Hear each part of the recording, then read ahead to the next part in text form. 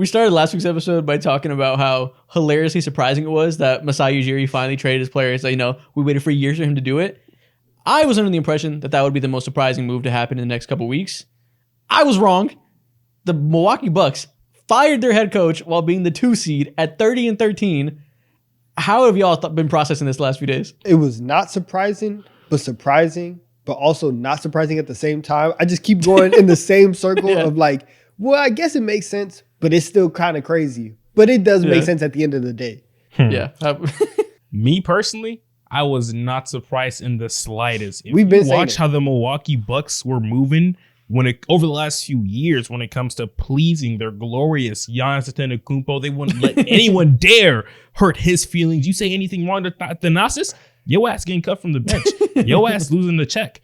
That's how they roll about Giannis. They don't play about their Giannis, and so they really don't. They don't play about him. I'm not surprised at all.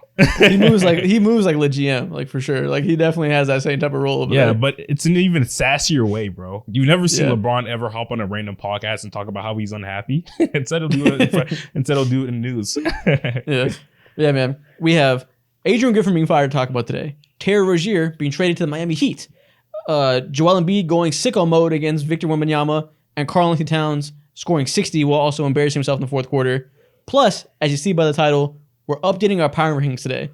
We haven't done that since like the 15th game of the season. So, gonna be a long episode. I'll say that. Busy episode. Ooh, real busy. Man. Which, Crayon more Eaters, content for y'all.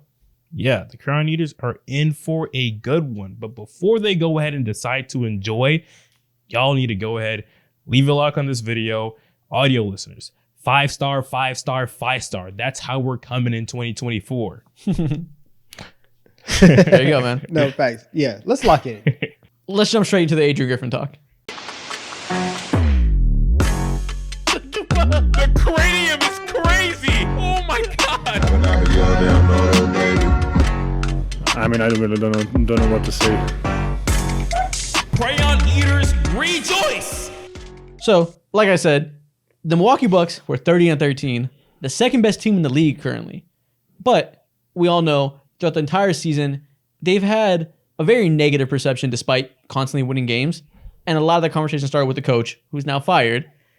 Let's start here. We all know what happened. This has happened a few days ago, but now we don't got to rehash exactly what happened to people. Do you think this was the right move? Yes. I do. Okay. I do. I think it was the right move because from the jump, at least from my opinion, I'm only speaking for myself. It's been clear that something has been off with the Bucks, and despite the wins, they have not looked like they've clicked all year long. And it's always been a give and take of either the offense or the defense, or like this Dame Giannis pick and roll, like that has never gotten fully off the ground in the way that we thought it was going to. After the in-season tournament loss, there was the story about, Bobby Portis challenging Griffin.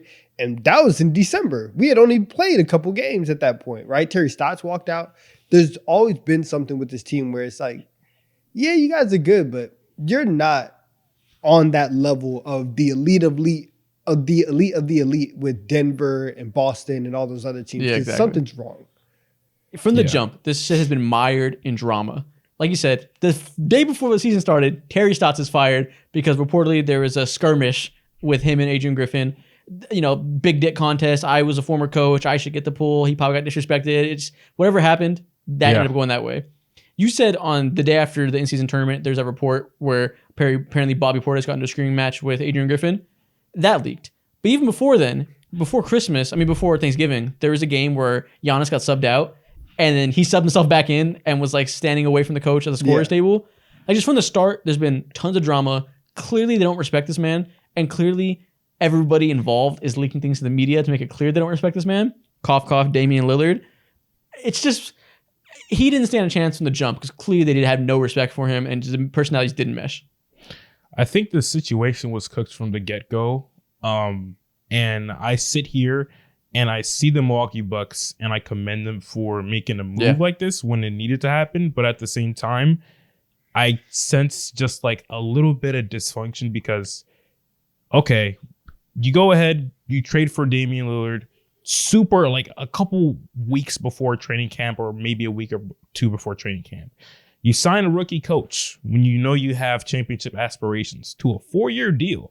That is so tough to do. I'm not going to lie to you.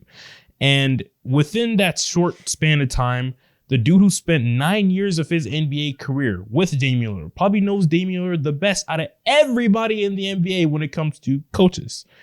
And to give you guys some inside scoop, I read an Athletic article. Apparently, Terry Stotts was trying to have a conversation with Damian Lillard and Giannis Antetokounmpo about free throws or whatever it might be. And Adrian Griffin was trying to start up a coach's huddle. And Terry Stotts was like, hold on, let me talk to these players, finish what I'm saying. And Adrian Griffin was apparently just yelling off the top of his lung and just showing how big his balls was or whatever. So you're right. That's exactly what happened, Isaac. And since then, Terry Stotts is like, bro, I ain't having it. Who the hell this man think he is? And so that just like Terry said that. Terry said that. Yeah. He's like, what the fuck you is, boy? I looked him up and down. The interesting part, though, is clearly from that moment, Damian Lillard has never felt comfortable with this team. And he's been clear in the media several times where he said he's not comfortable in his role. That to me, okay, let me say this. Mo, last time we talked about Adrian Griffin, it was on our episode where we talked about teams that should be worried. And Donovan was like, yeah, the Bucks should be worried. You were like, Adrian Griffin's going to be fired. And I was on, this was like after game 20 or so. I was of the opinion of preaching patience with coaches, especially first-year coaches. Like, this isn't going to be something that's solved overnight. And I think that was the right move, right viewpoint 20 games in. But since then, nothing's improved, man. Their defense is still lackluster. They changed their scheme back to what they're doing last year, letting Brook Lopez play in a drop like he's comfortable instead of doing the aggressive Toronto Raptors style stuff they were trying to do. Giannis still isn't being deployed the same way. They're still trying to do some different stuff with him. The offense has never clicked for a second. Adrian Griffin hasn't been able to convince Giannis to embrace being a screener, hasn't taught him how to be off ball, how to find the right type of spacing. Damian Lillard is like 35th in the league in usage. That should never be the case when you have Damian Lillard. You know, like all the X's and O's reasons that were apparent 20 games in, but you can kind of be like, give him time. They just never got better. So you said you applaud the organization for making this move. I completely agree. From the jump, they fired Mike Budenholzer because they're looking towards the playoffs. And they said, we know Mike can get us to being a good team, but maybe not going to be enough to make us a great team come time that matters. They must have felt that same way, knowing what they know in the organization about Adrian Griffin. So they said, fuck it, rip the Band-Aid off early. Why waste time? But it's funny, because they fired Budenholzer after the round 1 loss. And the thing with Bud is, we are going to play how we play, right? This is our system. We're not going to switch from it. We're going to live by it. We're going to die by it. I'm not making these adjustments. And then they go and hire Doc Rivers, who's also known for not adjusting, right? I don't agree with the next coaching hire on that front, but the big part of this, I think from the very, very start, when we talk about like the Terry Stotts stuff, is when you talk about head coaches, a lot of times, right, when you put X's and O's aside, or some people might say the biggest part about being a coach is managing personalities, is understanding, you know, how to bring people together, galvanize the locker room, get people to buy in. And if you don't know how to talk to people, right, then you're just not going to get it done. And so for Griffin, who started off on the wrong foot, not knowing how to talk to people, for Doc, who's coming in, he has all his flaws schematically, all that. Doc clearly knows how to talk to people. He's been talking his way into jobs for years now. Post Celtics, post Celtics ring, and even post meltdowns with the Clippers. He's been able to still get into rooms, get into head coaching positions. So at the very least, I think they might be better on that front, on the idea that they're just gonna like being in that locker room a little bit more. You know, 100%. Doc Rivers is one of the least imaginative, least needle-moving coaches, X's and O's wise. Every year they have playoff collapses. Part of that is, his teams haven't been as good, or maybe players been hurt, whatever. Not always his fault. But he's never done enough to like lift the team over the edge and make smart adjustments to help them win. He's not going to do that here either. But from a team that is floundering in every way, their transition defense sucks. They don't know where to stand offensively. They don't respect the coach. That's all low-hanging fruit stuff that is like just competency, right? Yeah. And at the very least, Doc is very competent. Last year with the 76ers, the Joel Embiid, James Harden pick and roll was the highest volume pick and roll in the league. He knew, put the ball in my best player's hands, spam that motherfucker. And that's exactly what this team needs to do. So I have full faith that Damian Lillard is going to be more comfortable under Doc Rivers. And, from a standpoint of like respect, hopefully Giannis can buy into his role as a screen setter more. Like all that easy stuff to help them not shoot themselves in the foot. Doc can fix that. You know what's so interesting about the situation too? I didn't know until today that Doc Rivers was actually a consultant for Adrian Griffin. Yeah. Since starting like last month or a month and a half ago. What the hell were you guys talking about? Sure, like things did end up getting a little bit better before the timeline that Giannis and the Bucks are on right now. They just weren't getting good enough. And for all those reasons being said, I completely agree with you guys. When it comes to just the baseline, black and white things, he will know how to get the job done. It's not rocket science whatsoever. He knows what needs to be run. He's seen Damian Lillard over his entire career.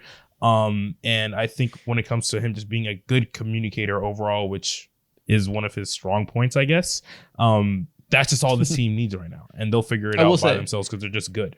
You said it's not rocket science. Correct. There's a lot of low-hanging fruit stuff they can do. But when we get to playoff time and you need some rocket science, that's where Bucks fans are going to find the cold, hard truth about Doc Rivers. His rocket science bag is non-existent. Nick Nurse is going to make him look like a fool 1v1 in a series in terms of coaching matchups. Once again, for a second straight year. Tell him, Mo, because I know exactly where you're going. I was going to say, like, damn, like, came out around last night, it came out that Giannis or the Bucks had an opportunity to go ahead and sign Nick Nurse during the offseason. Apparently, he had a lot of people on his side. Nick Nurse had a lot of people on his side and seemed like he had the job in wraps until Giannis was like, no, I don't want to be coached by that mother effer at all for some weird reason. So yeah, he wanted Adrian Griffin. He wanted a yes man. And he quickly found out that that's cool in theory. You know what this is? This is an example. I said earlier, the GM comparison, moving like LeBron. Yeah. He doesn't have the self-awareness to know that he shouldn't get what he wants exactly, because he thought he wanted a yes man that'll let him guard Jimmy Butler in a series and won't make him be the shot blocker watching Drew Holiday get cooked, when he needed somebody that would continue to make him play in the system. Well, listening maybe a little more than Budenholzer did, but actually be competent in the system and just be imaginative, though, to actually make adjustments, unlike Mike Budenholzer. It's just the worst. It's honestly the worst example of player empowerment and the negatives that can happen if you give your players too much power. Mm-hmm.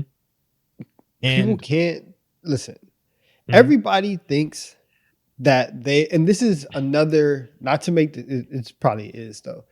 This is just another example of like why LeBron is different though.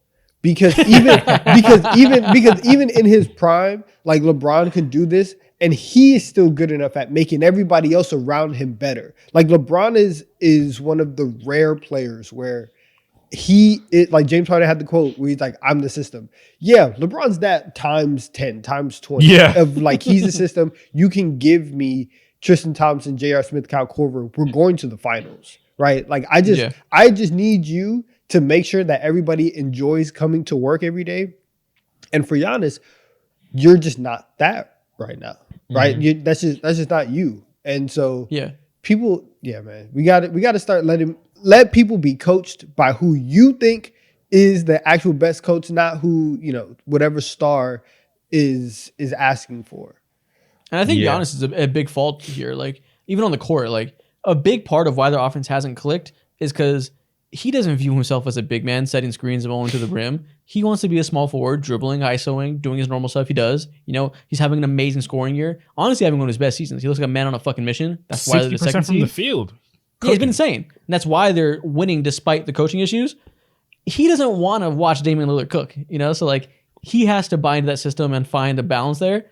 And even if I'm sure a lot of it was Adrian Griffin's fault for not capturing the locker room, being a good motivator, Giannis didn't do a good job of being the leader buying in either. Yeah. He's running from the grind. And what sucks about the situation to me is just the timing of it all. Like they have 39 something games left, maybe 40 games left at this point in time. And the only option, the best option that they had was quite literally Doc Rivers. I don't imagine a world in where, I don't know, someone like Kenny Atkinson would hop out of his couch and hop out of his couch from the Warriors to join the Milwaukee Bucks, or someone like, I don't know, any other coach or free agent coach. There wasn't it's not a robust group there. There's no real market for it, especially at this time. It's so random. And so like the timing just sucks. And in my opinion, I I'm happy that they did it, but at the same time, there's a thought in the back of my head is just like, this shit might already be a dub regardless of the fact. So maybe you should have gave him a chance just so you can see a better coaching market the following summer if it becomes available. But yeah, like I guess from their perspective, if they're very confident it's not going to work, the players are damn near about to do a mutiny. You don't want to waste a prime year of Giannis. Who knows how many years he has left? Who knows how many years Damian Lillard has left of being effective? Like, you can't waste a playoff run. damn, that just hurt, man. I'm not gonna lie. They're not getting younger. You know, I'm not saying next year they're going to be cooked, but you only have so many years of the title window. It's an old team, Especially Brook Lopez. He's old as fuck. the whole team is old. With Brook and Dame, Middleton's knees are 45. Like it's it's a bad look. It's a bad look for them for sure. Yeah, man. We'll talk more about the team and how we view them going forward when we get to the power rankings, because they're obviously going to be an interesting part of that. So I think we should move on for now, and we'll revisit them when we get to them compared to other teams. Yeah. What's next? Did y'all get to watch Joel Embiid go God mode? Because I know we were streaming when it happened, so we had to go back and watch the next morning. Yes. Did you get to watch the whole game? It was insane. We were streaming on Monday, 8 p.m., which you should tune into, by the way. As we normally do. But towards the back half of the stream, we were finding out through the chat, lit as hell as always. And we found out that Joel had like 50 something or something like that going into the fourth quarter. Yep. And we saw him absolutely feast on Wemby and their other big, I forgot his name. God, he's a good player though.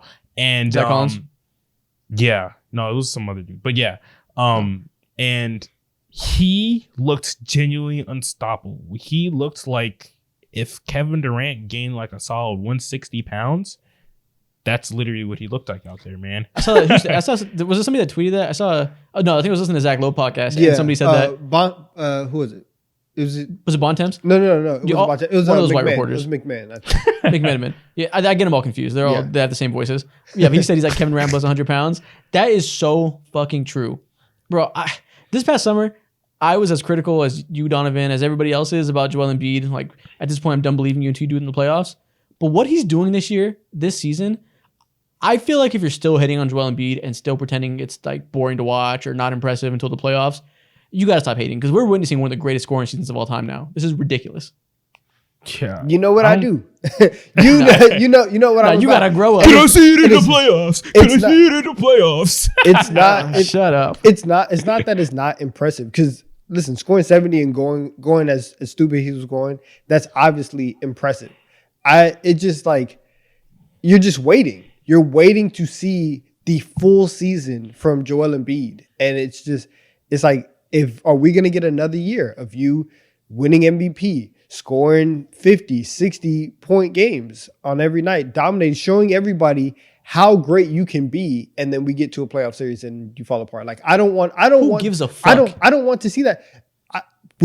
You would be happy. Would you be happy if Joel Embiid crumbled again in the playoffs? No. I mean, I wouldn't care that much. I'm not a Sixers fan. But honestly, no. I don't. I mean, I'll go further. I don't give a fuck if he fails in the playoffs. I am enjoying the hell out of the season right now, and I think we have to do better at like just contextualizing like that a regular season body of work is still impressive. You can separate it. Like, do I think he's gonna win the finals like he should be in this level? Probably not. Oh well, if it happens, narratives will happen, conversations will happen, whatever. But I don't want to like, he's going to go back to back and be so deserving of it. And I know it doesn't matter to do in the playoffs. It comes with the territory of being an MVP. You got to show people. But he's averaging more so far this season. He's played like 1,100 minutes and scored, I think, like 1,150 points. Over a point a minute. He was averaging 50 points per 48 minutes. Prime Wilt scored 50 in a season, playing 48 minutes per game. He's currently on pace to score more than Prime Wilt Chamberlain per 48. That's absurd. Like, I can't give myself the ability to give a fuck about the playoffs when I'm witnessing this insane of a season every night.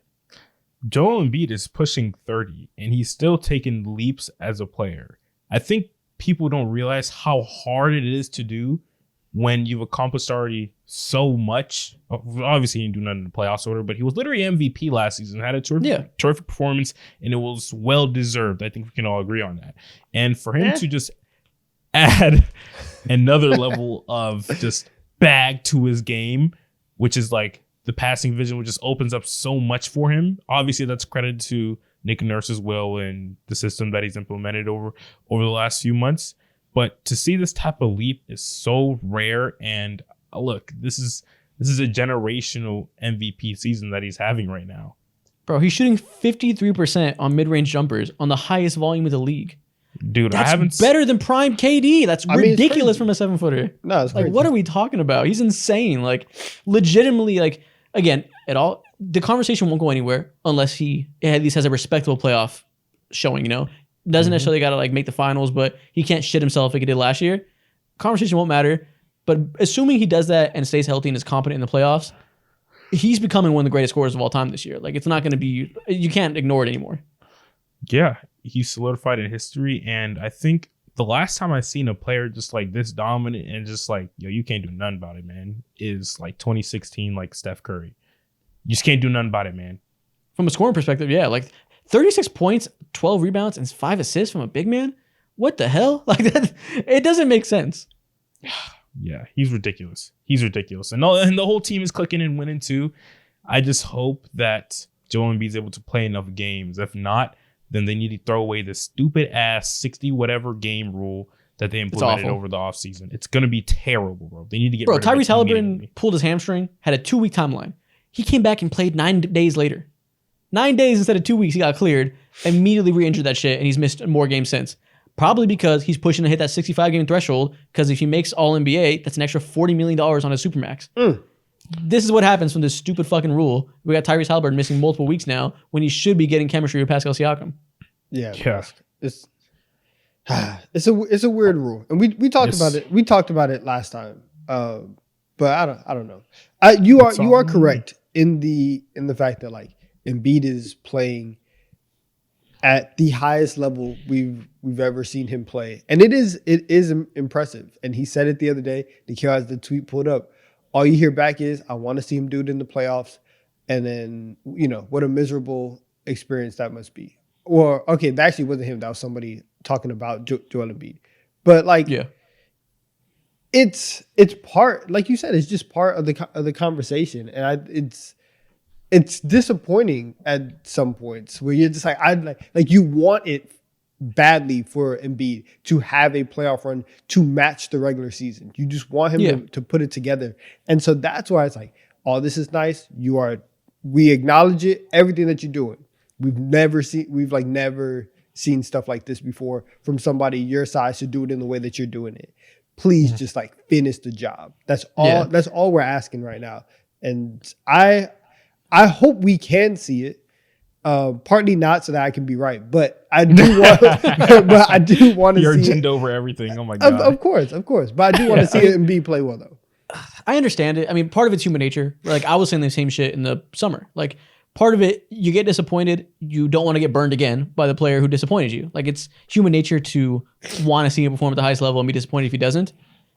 But I think a big part of that, which is a whole other conversation, is just like, the only discourse we have these days is like the first takeification of sports, where we have to talk about it like only thing that matters is your legs is on the line. Did you win the finals? Like, that tweet said, what are you watching sports for if that's all you're thinking about?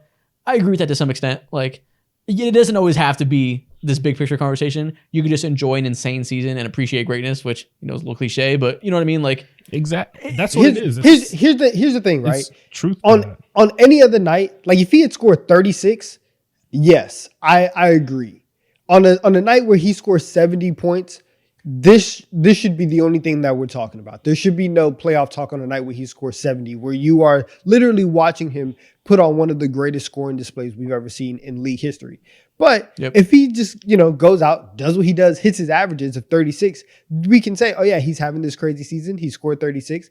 And then as we know, the regular season is a build-up to the playoffs to win the championship. That's what we're doing all of this for. So like, there has to be a little bit of that. So I don't get too upset when people put all these playoff implications on games that happen in January or February, because that is what this is. It's a building block for this massive tournament in the summer.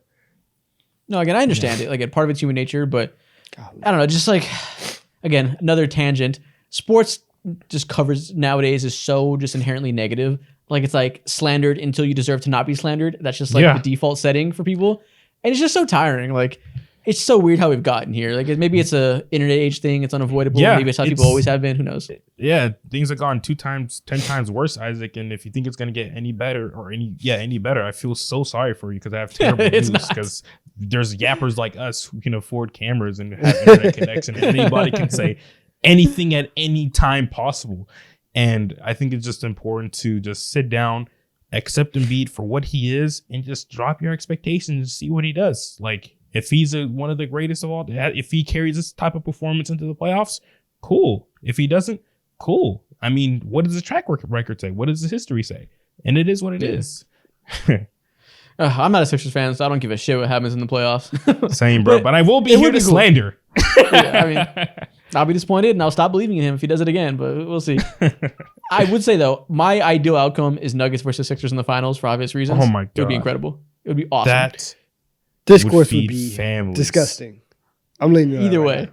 Yeah, it's being nasty. But at least we know that Embiid would make the finals, so he would be somewhat slander-proof unless he shuts himself in the finals. So it would be overall a win-win. It'd be good for the narrative of the league, I think, if we see these two bigs play each other in the finals. Absolutely. And I think if Joel Embiid was to make the finals, I think this is the best year to do it because the Bucks are looking hella shaky. The Celtics are still good, of course. Can't really ding them down in any way. But outside of that, who the fuck is stopping this team? I guess you could say like maybe Miami because they always just have some black magic voodoo going on over there. Yeah. But other than that, like this should be his season, realistically. I'm soft launching the anti-Boston take. I haven't quite figured out how to put it into words yet and like quite articulate my thoughts. Listen, we've had so many conversations and there's been so many text messages where I'm like, you don't like these guys at all. I don't. But I don't like the Celtics as much as everybody. I don't quite know how to articulate I know why, but I don't know how to articulate the extent of which. Like, I got to figure out the exact way I want a word to take when I get it out there because I'm lower than everybody else. But how much lower, I got to figure out. I still got some internal seeking to do. Okay. Listen, man, all I got to say is you will go as far as your best player can take you. That's literally it when it comes to the Celtics. That's the opposite problem I have with the Celtics. But we'll talk about that in the power rankings again. Let's keep previewing that. Yeah. You mentioned that maybe Miami Heat can take him down. Let's talk about the Miami Heat. Because a few days ago, they came out of the woodworks and traded for Terry Rozier for Kyle Lowry and a future first-round pick. Wild. That's lottery protected. So they didn't give up a whole lot for him. Basically, they swapped Kyle Lowry for a better scoring guard, a better defender, not having probably a little bit below average passer. But, they get some of that scoring punch back that they lost when Max Strus and Gabe Vincent left. How do y'all feel about the Heat now? Great, bruh. This is exactly what they could. This is the best thing that they could have asked for over the last few years. Basically, outside of Jimmy Butler and Kyle Lowry, I guess, consistently failing to land that next guy, starting back from the 2017 offseason when they were shaking their ass for Gordon Hayward and putting pictures of him everywhere in Miami, making him feel like he was like Larry Bird or whatever. After that, failing to go ahead and get KD. After that, failing to, they're in conversations with Bradley Beal for like 2 seconds or whatever. And then every star, like you can go down the whole list, every single star. Yeah, exactly. Damian Lillard, of course. But after all those failures, I think this is the best possible move made for them, considering the amount of value that they had to extract from their pockets because it was cheap. And very cheap. If something happens, something wrong happens, it's Terry Rozier. What do you expect? But so much can go right off of this transaction. It's such an awesome fit, man. Donovan, I know you're a big Terry guy. You have been for years. As long as I've known you, you've loved you some Rozier. I love Tell Terry. me how you feel. Tell me how you feel. Guys, I'm like a day away from picking the Heat to get to the finals. Like I love this trade for them so much. And listen, at the start of the year, I had my whole spiel about the Heat. And I apologized, but I think that apology was a little bit too premature because I'd said that they were going to be a play-in team. They're currently the 6th seed, right on the borderline of the play-in. They're half a game up on the Pacers for the play-in. I said that they were going to be a bottom 10 offense. They currently are one spot above the actual bottom 10. And I said that they weren't going to win a bunch of games.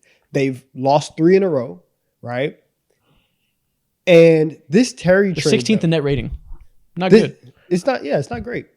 This Terry trade puts them in a spot where if Jimmy Butler does what he does in the playoffs, you combine that with Bam Adebayo's growth and Eric Spoelstra being the best coach in the NBA, and the fact that one of their bench players is going to turn into an all-star come April in the second round, there's not a lot of teams that I trust more than Miami right now. And to replace Kyle Lowry, who has been bad, with Terry Rozier, who can come in, give you another scoring punch, take some of the scoring load off of Jimmy Butler, make sure that Tyler Hero can really lean into this off-ball stuff, and now you have to worry about him and Duncan Robinson just running everywhere, doing all this stuff. It makes them feel very, very complete. And I'm very high on Miami. I'm with you. I'm all in on them. Last year we saw them be really great because Jimmy turned into God against the Bucks and was continuously good the rest of the playoffs still. Bam did Bam things. And then they just had every game 1 to 2 guards from their role player catalog.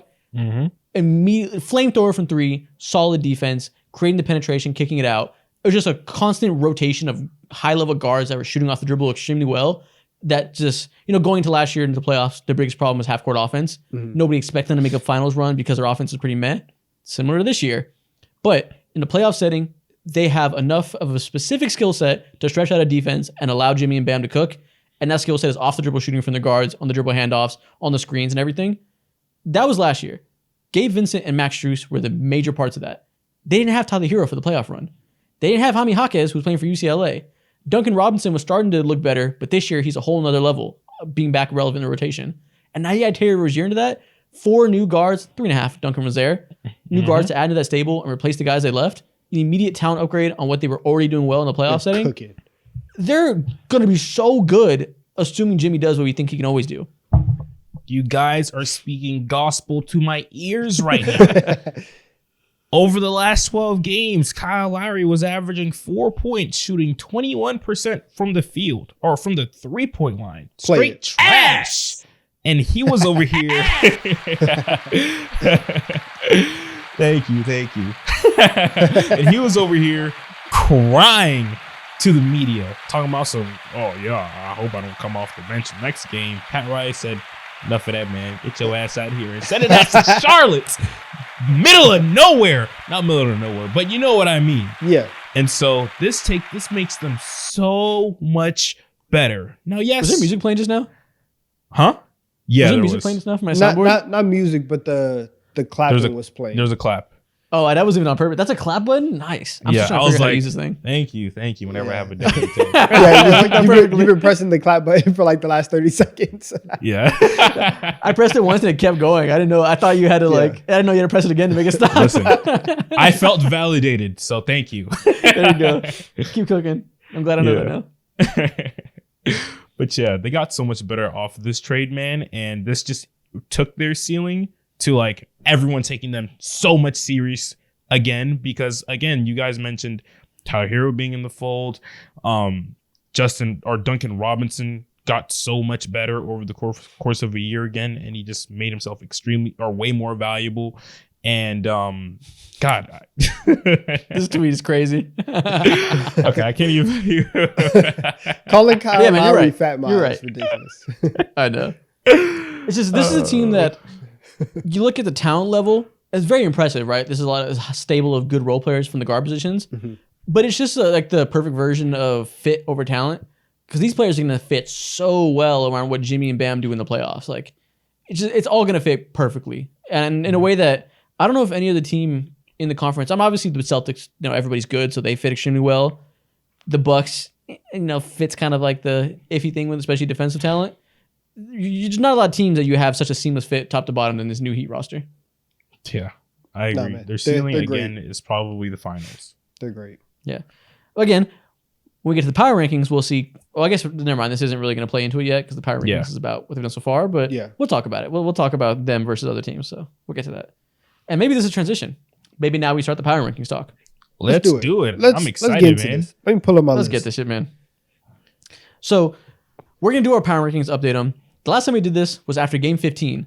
So at that point of the season, there wasn't a lot of games played. The point of the power rankings wasn't really to give like a accurate representation of what we thought would happen come playoff time. It was more so to give flowers to who started the season hot. So, like the Mavs are really high, the Rockets are really high. Like, we knew that wouldn't stay the way. Again, it was to give flowers. But this time, halfway through the season, we got a pretty good idea of who these teams will become playoff time. So this power rankings is still just about what they've done so far this year. So like the Terry Rozier trade doesn't come into it. We don't put the Heat higher because we know they'll be better now because they haven't had them yet. But, we can do some playoff thinking since we kind of have a better sample size to know what this team's going to be like. A little more holistic. Yeah. Yeah, it's all good. Before we actually get into it, let me also say this. Okay. If your team is trash, I'm sorry, we're not talking about them today. Right? Detroit Pistons fans, I know you guys won tonight against the Hornets. We're not talking. This is going to be the most Pistons talk you're going to hear today. Right? Facts. Spurs fans, we're not talking. Washington, Charlotte, we're not talking about you guys. You guys are irrelevant until April, until the NBA draft lottery hits. What are we talking about? Are you telling me I don't get to talk about how valuable of a center Nick Richardson could be one day? Save it, man. Save it. On your personal channel, you can do that. Not here. not here. He said, make a TikTok. Yeah, we do a lot of episodes about negativity and teams that should worry. So we talked about the Warriors at length. We've talked about so-and-so at length of teams that are currently pissed. We don't got to do it today. We're going to spend, it's already going to be a long episode. We're 40 minutes in, and we're just now getting to the power rankings plus TikTok time. We're going to stick to the relevant teams that are worth comparing today. Facts. So I know what we should do. Let's go ahead and start, and let's knock the bottom tier up first. The bottom 10. 5. Yeah, we're going to have the same teams in the bottom. Let's go straight to that. I'll get mine first. Nico, you want to pull up the slideshow? So, yeah, let's just show the bottom 5. So clearly, we all have the same teams here. You want to start it? My bottom 5 is the Pistons, Spurs, Trailblazers, Grizzlies, Wizards from 30 to 26. You guys have the same exact teams, except you have the Hornets at 29, which you guys both have the same exact bottom 5. Yeah. Look at you. We're here. We're locked in. You guys have the Blazers entirely too high. If you watched the Blazers recently, I watched a full game of them because they played the Lakers recently. They are pitiful. They are Detroit Pistons land of like money laundering basketball right now. No, they suck. They suck. Yeah. But at the same time, here's why, right? Here's why. Oh my gosh. We don't got to explain. We don't got to talk about it. I knew we were going to do this. I know. Trash. I wasn't even going to give actual basketball analysis. It wasn't even about that. It was really just about the fact that some of these other teams, they be embarrassing themselves on a nightly basis. And I don't feel that much secondhand embarrassment watching the Blazers as I do every day. You would if you watch them. Trust me. They're horrible. I was just watching the other day. I have Anthony Simons on my fantasy team, so I've been keeping up with them. Those motherfuckers suck. They are trash. Yeah, man. These are the bottom 5. We can gloss over this. You guys know these are teams that are currently in contention for the number 1 pick. Not much to say about you in a power rankings episode. We can keep going. The Blazers did win today, though, or at least they're on track to win. So I'll say that. Good for them. These next 5 we'll talk about a little bit, but also pretty irrelevant. As you guys, you can reveal the whole thing. I have the Hornets at 25, the Raptors at 24, Nets at 23, Hawks at 22, and Golden State Warriors at 21. Okay. All I have sturdily mid teams. Yeah. I have the Nets at 25, the Raptors at 24, the Grizzlies at 23, the Hawks at 22, and the Jazz at 21. Okay. Oh, nice. The only discrepancy I have with you right now, Donovan, is that I think the Jazz are entirely too low. But way too low. It is what it is. It's okay. Bulls at 21, lockstep, we all agree. Hawks 22, perfect mid. 23, not even perfect mid, below mid. Goddamn. Anyways, 23, Toronto Raptors. 24, the Brooklyn Nets, and 25, Memphis Grizzlies. No one cares. Yeah. So Nets aren't interesting to talk about. Grizzlies aren't. Hornets aren't. Raptors, they're interesting because they've done the trades now and they're gonna have a solid core to go forward, but they're not gonna be contending, right? They didn't get better with the trades necessarily. They got more interesting long term. They're a team to watch. I've watched them a lot to see how RJ Barrett looks, quickly looks, etc. They're not going to be relevant in conversations for playoffs of any sort, so we don't really got to talk about them. Yeah, and we talk about the Hawks at length for all the trades they're going to do, whatever. Nice. Yeah, the Raptors are only interesting from the standpoints of like what could the future of this team look like, and what players can you really see rocking with Scotty Barnes now that he has like players who are a little bit more complimentary around him. It's literally it though. Hawks are ass, Bulls are meh. Yeah, the Jazz are too low though. That's disrespectful for how good they've been lately, but we'll get to that when we see the next tier and you see how high I have the Jazz. Okay. I'm surprised you guys have the Warriors higher than 21. Well, I mean, relax. It's okay. Oh, you got about 20? We can move on. It's not a massive difference where I have. Yeah. them. Okay. Yeah, We're flying it's through the not bottom nothing to teams, y'all. We're going to give more depth to these next teams. We're just getting through the ones that don't matter so we can really get to brass tacks. yeah, no one really cares. Sorry, fans. Rockets fans have like a vendetta against us that I've seen on Twitter because we don't praise Sengun every 5 seconds. We don't. But we'll see if any other fans feel that way after this. Rockets fans who claimed to be from Turkey or whatever, they threatened to dox us. Listen, I'm trying to make it right now. My life is so down bad. I have a hoodie on my head because I fell on last stream. But you didn't know this because you didn't fucking watch the stream. God! Right? Isaac, don't make my life any harder. He told some Rockets fan on Twitter who sent a long ass paragraph, basically threatened, seemed like he wanted to kill him. And me too, and Donovan. And you too, Nikhil, sadly. All right? Rockets, we'll get to you when we get to you. Your time is just not now. Nice. All right, let's keep it going. Next one we'll do our first 5 of relevant teams. Mo, tell us your 16 through 20. 16, I have the Sacramento Kings, who have been slipping as of late. We can talk about it later.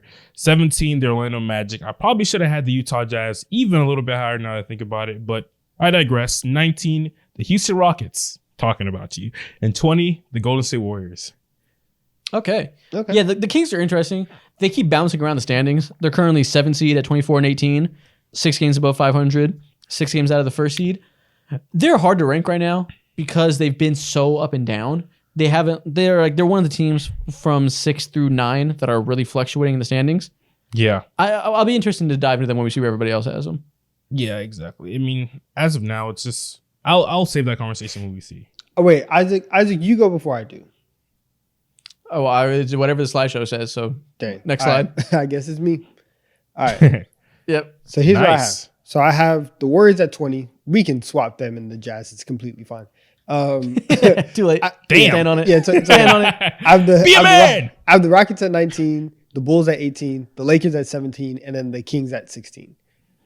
Nice. Okay. So, yeah, So you guys both of the Kings at 16 and both of the Rockets at 19. yeah, and the Warriors at 20. But Yeah. we'll see what happens. But yeah, the Bulls. Okay. The Bulls, and I should have done the same thing with the Jazz because they've been honestly just like the Bulls. They've been playing very well as of late. And they're solid. They're not an amazing team, but they're good. They're going to be in the play-in mix, and so yeah, good for them.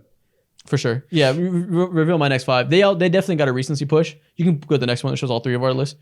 I have the Bulls at 20, which a month and a half ago they would have been like 25. So they've definitely, since Zach LaVine got hurt and they really empowered Kobe White, who's been cooking. Every time we make a tweet about All-Stars or anything, we get hella Bulls fans and like, put Kobe White. Yeah. We're not putting him on All-Star list, but he's been great. He's proving himself to be a very legitimate part of that team.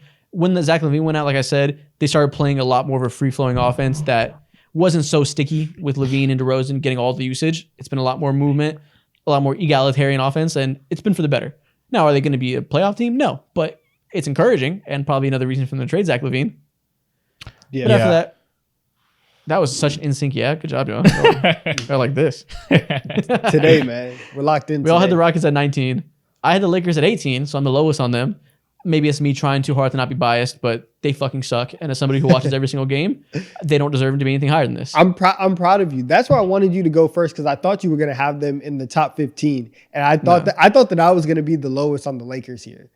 But Wow. shout out to you.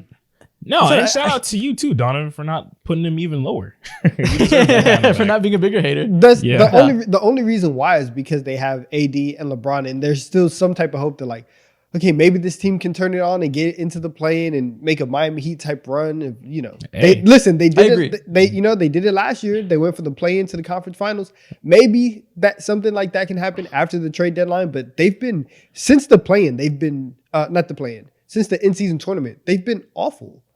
They've been bad. I agree. If this was a list on who I think will be the best teams come playoff time, explicitly projecting, the Lakers would be higher. They'd probably be 12th or whatever, maybe 10th. But, in the nature of power rankings, we're ranking them based on what they've done this year, not theoretically. The point of this is, again, give respect to teams that have been playing well and actually getting wins, not theoretically being good come playoff time based on their best players. And there's just no way to have them high, even if you look at recency bias, because they had that skid after they won the in-season tournament where they naturally had to come down. Because I actually saw Larry David had a quote. I think it was on the Bill Simmons podcast. Bill Simmons quoted a conversation he had with Larry David where he said he hates the in-season tournament because he thinks it's unnatural for a team to get in that mindset mid-season and be up like trying to win a championship. Naturally, wait, let me finish. Naturally, you're gonna have a fall off after, because if you're putting yourself in that mindset, you can't go back to being regular season. You're gonna that's such a drastic change in mood and shift. Like, you can't just go back to games that don't matter. Yeah. That's gonna naturally cause a skid. Yeah. And I think he was cooking. I think we might see this as a theme for going forward the in-season tournament. It's probably gonna be pretty hard to get back into being good right after. So I gave the Lakers a little bit of pass in my head. Let's give them time to get better. The 10 games after that, they lost like 8 of the next 10. I was like, oof, this is getting worrying, but it makes sense to me. But they haven't gotten better since then either. Thank you. I think it's just I was waiting for that part. Yeah, they still suck ass. You look at the last 10 games, they're 20th in offense, 21st for the season. The last 10 games, they're 14th in defense, 13th for the season. They're the worst team in the league in three-point volume, and they're last in drives over the last 15 games. They don't get threes up, and they drive the least. They don't play particularly good defense. They're 14th, and they're ass at offense. There is no silver lining for this team. They simply are not good in any meaningful way. That is the perfect recipe to be ass, bro. Like, that's trash, bro. Number one. If you ever want to go ahead and start tanking, this is it. This is the recipe. Just don't do anything that's super vital to be successful in the NBA in the year 2024. And you got it right now. Just be bad. Yeah, exactly. Right now, they're just not complete trash because they have one of the 10 best players alive right now in Anthony Davis and also LeBron James. And so it's impossible to be that bad. But over the last few years, the Lakers having an ass offense is nothing too surprising. This is what they've been since their championship year. They've always hung their hat on the defensive end. They've been strongly top 10 each and every year. And now that they've been not a potent defense, that is really what's hurting them and becoming feels like they've gotten even worse offensively for some reason, but I don't know. At the same time, this is just a perfect recipe just for disaster. Yeah. And listen, I had the Jazz above the Lakers. Doesn't that sound fucking crazy? Doesn't that? Think back to November. It sounds crazy, but the Jazz have been on a tear, bro. They are good as hell. They have been cooking. They started the season with a bottom 3 record in the conference. They were legitimately horrible. They were 11 games negative, and now they're currently 22-23. So that means they went on and they went on a skid recently. They have lost 3 in a row now, so tempers it a little bit. But before that, they had won fucking 14 of their 18 games. I can't remember exactly. They're just an entirely new team now. John Collins is playing the 5 now next to Larry Markkinen full time. Fontecchio's their solid big 3, giving them a good big wing. Colin Sexton is being inserted into the starting lineup. Has been incredible, averaging 23 and 5 on 51, 41, 89 shooting. They're just a whole new team, empowering a whole new different type of players. Will Hardy's finally figured out the style of play that roster is best suited to optimize to play. They're legit good.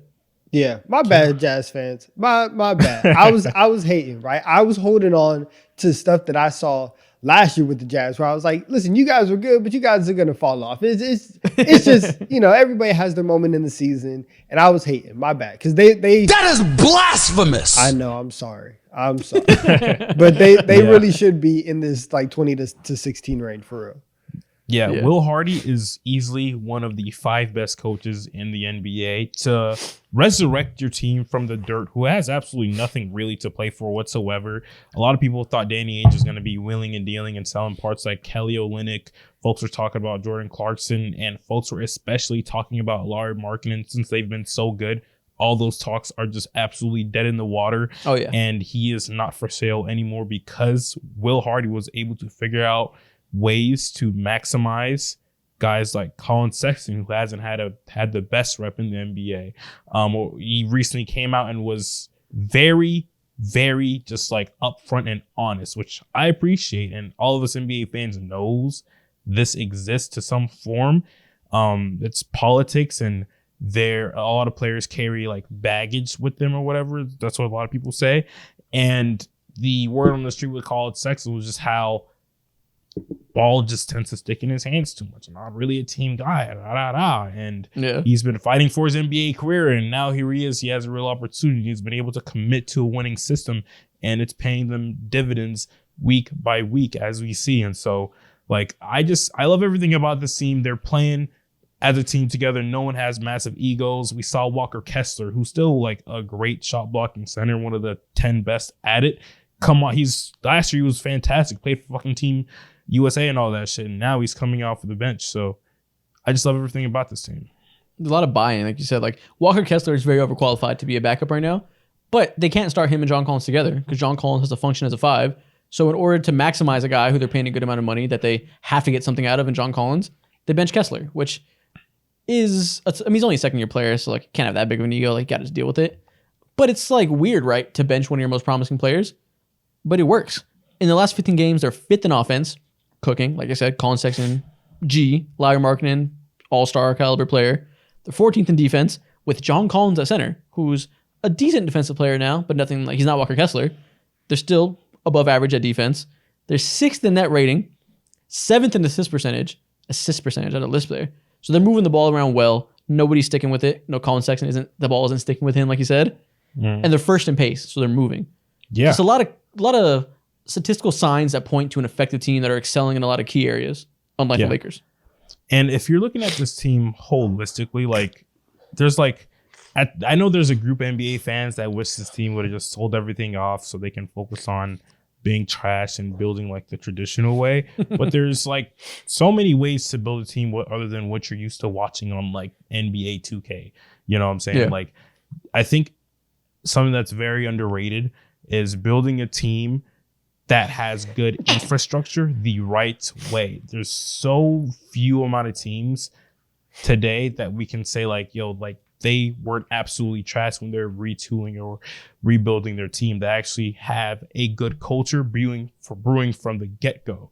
And they already have an identity off rip. And when they do eventually land that star player, whether it be through draft because they have so many assets, or whether it be through a trade because, again, they have so many assets, or your free agency, they are going to be towards the top of the NBA in a few years to come, whenever that second star or first star comes. Yeah. I completely agree with everything that you said about the Jazz and kind of just like that philosophy, because you could be on the opposite end of the spectrum. You could be the Detroit Pistons and you tear everything down and you just never know when you're going to get back up. I think for a lot of small market teams, being good or being competent, and also for the record, let's not act like the Jazz didn't have a fire sale to sell off, their top 2 pieces like they weren't going to tank. Like that was the plan, right? We're going to trade D-Mitch. We're going to trade Gobert. We're going to tear it down to the studs and get as many assets. And they've just been able to hit early, so it makes them look a little bit better. But like, I do agree that sometimes like small market teams can't necessarily afford to be trash for years. But they didn't know Larry Markkinen would become an all-star immediately. Like that was a surprise to everybody. And that's the point though. Sometimes it's all it takes, right? Yeah. Like the Pacers never tanked. They got Tyrese Halliburton in a trade. They got Sabonis in a trade, right? Now they have Siakam in a trade. They have 2 all-stars that never tanked. Like, there's plenty of way. All of us fall into the bad habit of like tank, want to rebuild, because that is the most effective way to get to the top. But it's not the only way. Is it? Yeah. Is it the most effective? It's when it comes to using the least amount of brain power to just be like, how do we get good the quickest way possible? Be ass and get the number 1, 2, 3 guy in the draft. That's it. You get the best players in the league by being the worst. Like, that's how it goes. You get the highest picks, you get the best prospects. Like, that is probably the most effective way to do it. Obviously, some of the best teams right now, like, drafted Nikola Jokic in the 2nd round, Giannis 14. So there's outliers, obviously. The LA teams get free agents, but that's the more surefire way to go to build a good core. But it's not the only way. Yeah. And me included, everybody, we all treat it like it's the only way. And I think it was Zach Lowe I heard was calling it building from the middle. And that's what they're doing now, because they're better than expected. And you just ride it out, win games, make the smart moves when you can. And eventually you can just build on top of your skills and eventually get to the point where you're within shooter's range. Not shooter's range. What's the word? What's the word when you're whatever. But they're close to be able to make one more move whenever the opportunity comes to set them above. Now I want to know what word you're thinking about.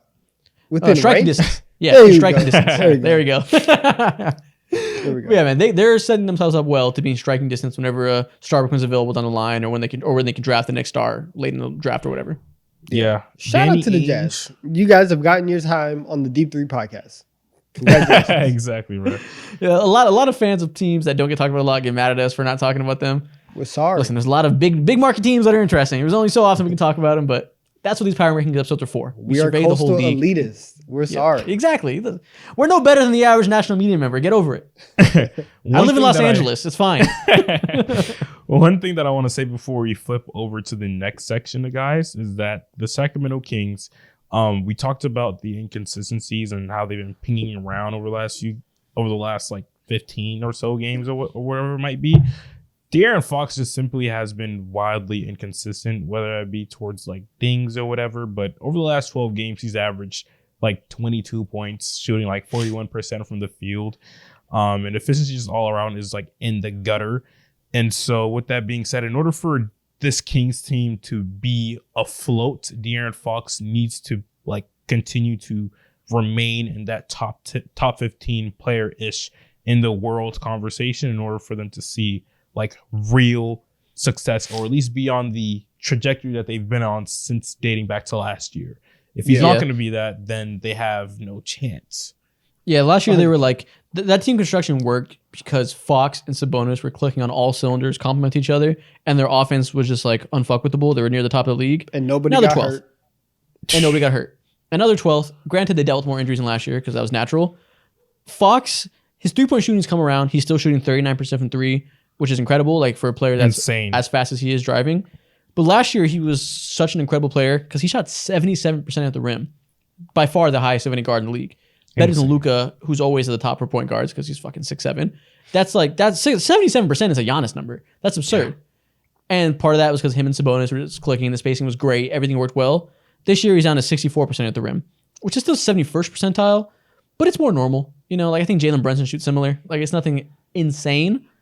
And for him to be like one of the best scorers, offensive point guards in the league, he has to have that up higher, and that just hasn't been the case for whatever reason. Yeah, man. We've been talking about these guys in at least as of late in terms of like, can they make a trade? Because, and this is one of the reasons why I was a little bit down on them at the start of the year, just because if you are not the number one offense the way that you were last year, they did have a lot of holes, and so now going into the trade deadline and trade season, you have to figure out, are you either going to double down, get somebody to help your offense to propel it back up to like top 5, top 3 status to where now your system feels a little bit more normal? Or are you going to adjust your identity kind of on the fly, get some defense in the building and start being more of a like well-rounded team? I think they're going to be okay, and it's going to be interesting to see them in the first round because I think for them, it's all about matchup. It's absolutely it's all about matchup in the first round. I want to see who they get. Mo, you've been talking about Zach LaVine for months now coming to this team. I'm just very curious. The next 3 weeks of Sacramento Kings basketball is probably going to define their season in terms of like, are they going to stay where they're at? Are they going to switch it up? Are they going to remain kind of just in this eternal middle for the rest of the year? Mm-hmm. Yeah, I lied. Jalen Brunson shoots 57% of the rim, much worse than De'Aaron Fox. You're good. You don't have to say that. No, I'm happy. People get mad at me all the time when I misremember a stat. People in comments will be like, "You just don't watch games," blah blah blah. Like, I'm like, shut the fuck up. Excuse me. The keyboard words are crazy. Every fan that gets mad at us would be like, "Y'all don't watch enough Rockets games. Y'all don't watch enough Kings games." Whatever. Yeah, but I'm not taking a victory lap necessarily when it comes to the Sacramento Kings, but before the season started, softly. I'm not taking a lap. It's a little like speed walk, it's a brisk walk or whatever. You're on victory notice. You're sprinkling your soft launching victory lap. Yeah, exactly. I said, like I see every single team in the Western Conference get straight up much better, a level ahead better than they were last year. Talk about the Minnesota Timberwolves, okay, whatever. They didn't really do too much. But the natural progression of someone like Anthony Edwards and getting another year of another year of Rudy Gobert, they got better, bro. OKC gained one of the better rookies you've seen in a while in Chet Holmgren. The Los Angeles Clippers, damn, they just landed Harden. The Pelicans, they just got healthier, bro. And the Phoenix Suns, they got fucking Kevin Durant and Bradley Beal over the last few months. So it's like, what have you done to empower your offense? What have you done to double down and let teams know that you are one of the best in this league on one end of the floor? Absolutely nothing. That was a good call. I'll give you that victory lap. That was one of your better calls this year. I had them the highest, I think, by like one spot in our predictions episode. Yeah. And I had him, I think I had him 4. Donovan had him 5. You had him like 7. They're currently 7. So again, 5 through 8 are all really close. So there's no telling. Yesterday, I think there were 6. So like it goes back and forth. But the idea of dating get better, and a lot of other teams did, was a smart point that I overlooked at the time. Just because nothing they did seemed super unsustainable to me last year, besides injuries, which was weird. You know what the weird part to me is? What? The only thing you could say last year was that could be unsustainable was the 3-point shooting and the volume, which was like top of the league, and the pace. But that's the same. The shooting hasn't changed at all. The problem is now they're 26th in rim frequency, when last year they were 15th. They don't get to the rim nearly as much, to like a drastic degree.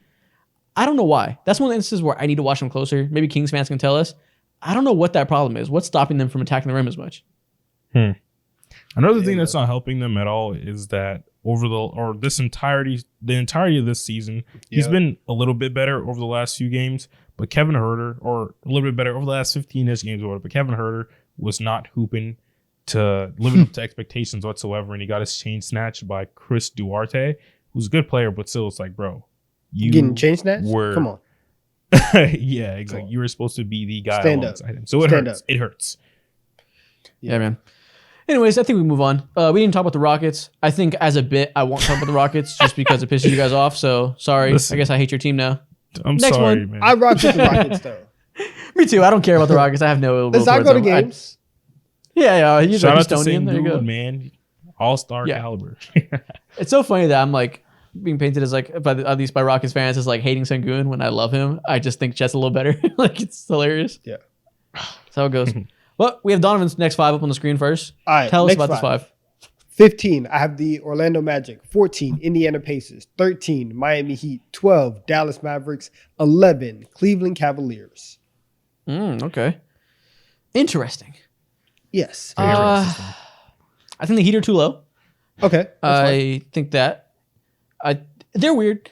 They're too low in terms of like they've been winning more games than that. They deserve love. But they're strange because they're winning a lot of games. They've been around the 5th or 6th seed. But their statistical profile, it does not give you a lot of like hope that that's real. It's kind of weird and fluky. Like I said, they're 16th in net rating for the season. Don't have a super high potent offense or defense. They just fucking get that shit done. It's find ways to win. Exactly. It's very like, and I had them like 13, 14, honestly, just because they have lost 3 games in a row, right? I know Jaime's missing time. Jimmy's been missing some time. He also hasn't looked amazing in the regular season. Never does. He doesn't try. Yeah, right. But excuse me. But a lot of what we think about Miami starts in like March, and it's really like everything from October to February. It's just middling. Okay, they're going to be good. They're going to be over 500. They're 24-19 right now. Good record, not crazy. And I just felt like there are other teams who have kind of impressed me a little bit more. I've seen a little bit more up until this point of the season. And if we do this in another 6 weeks, they're probably going to be higher. But there's other teams who have really, really made runs, started to be impressive. So I just want to temper the Heat love for right now. Yeah. I give them benefit of the doubt, put them higher. But they're weird because a running theme I bring up a lot when I bring up stats is rim defense and rim offense. One of the biggest pet peeves for me is I hate teams that don't dominate the rim on either end, that are like bad there. The Warriors, the Lakers now, so many teams I mentioned, the Mavs. The Heat currently are 27th in rim defense and 27th in rim offense.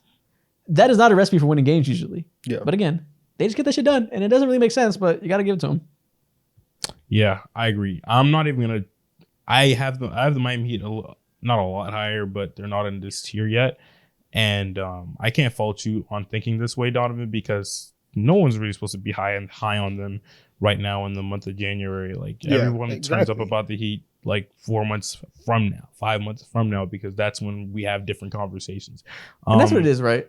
I kind of inherently give them the benefit of the doubt because we're seeing Spoelstra pull the wins out, and we know when the time comes when Jimmy locks in and everything happens, they're gonna be great. So like, they're one of the only teams that I can't help but project for.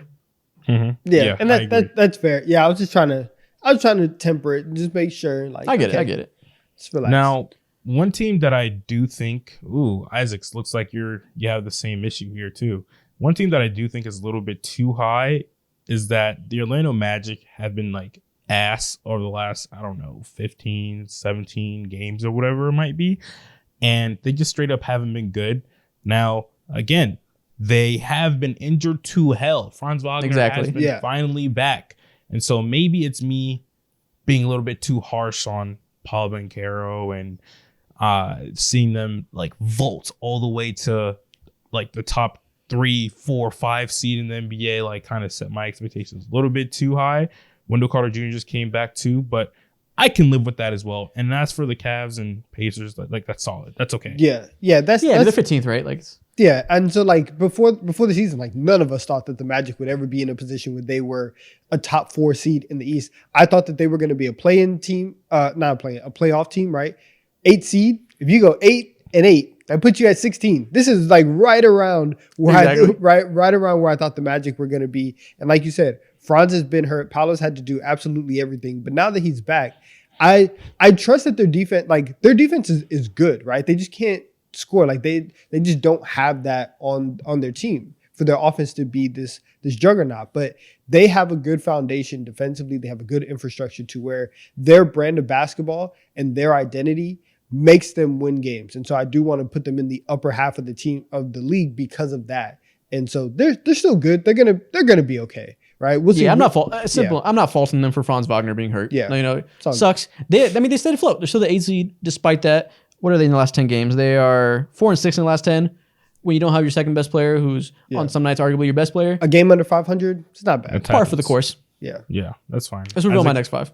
Yeah, I want to see your next 5. Woo! I have the Orlando Magic at 15, the Pacers at 14, the Cavs at 13, Mavs at 12, and the Pelicans at 11.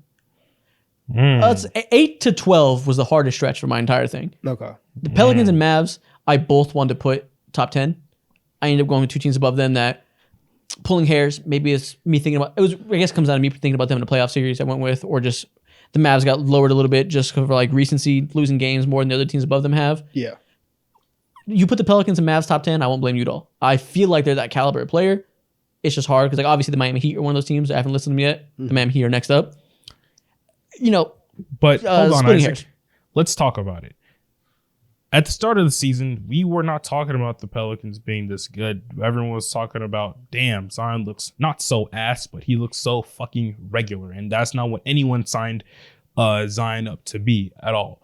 And so from your perspective, I guess I'll ask you too, Donovan, when it comes to the Pelicans, what have you seen so different about this team? Because we all talked about how there's too many cooks in the kitchen. Jonas Valanciunas hasn't been the perfect fit on that team necessarily.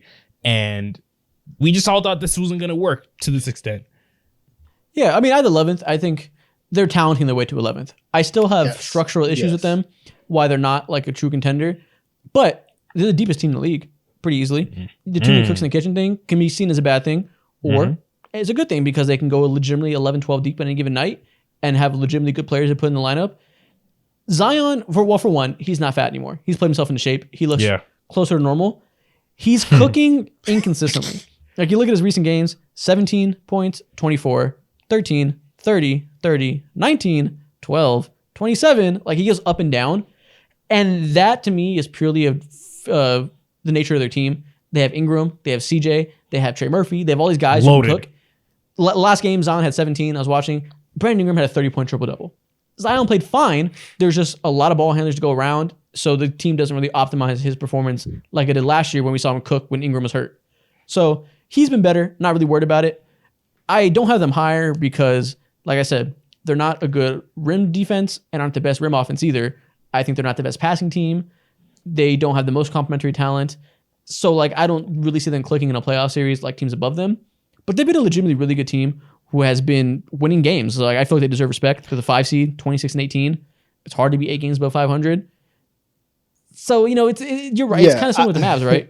It's like the Mavs. So, like, I don't really believe in them like that, but they've earned upper half of the league status. I feel the exact same way. I put the Pelicans at 10. And the only difference that we have is that the Heat are in your top 10 and the Pelicans are in mine. And it's for that reason I wanted to give them the respect of being of having this many wins when I don't think that they are that good. I think that they are like they're probably going to lose in the first round. I just don't see them clicking. And the thing that you talked about with Zion is he's not, he's cooking inconsistently, and we all thought that for the Pelicans to be at their best, Zion needs to be this MVP caliber player.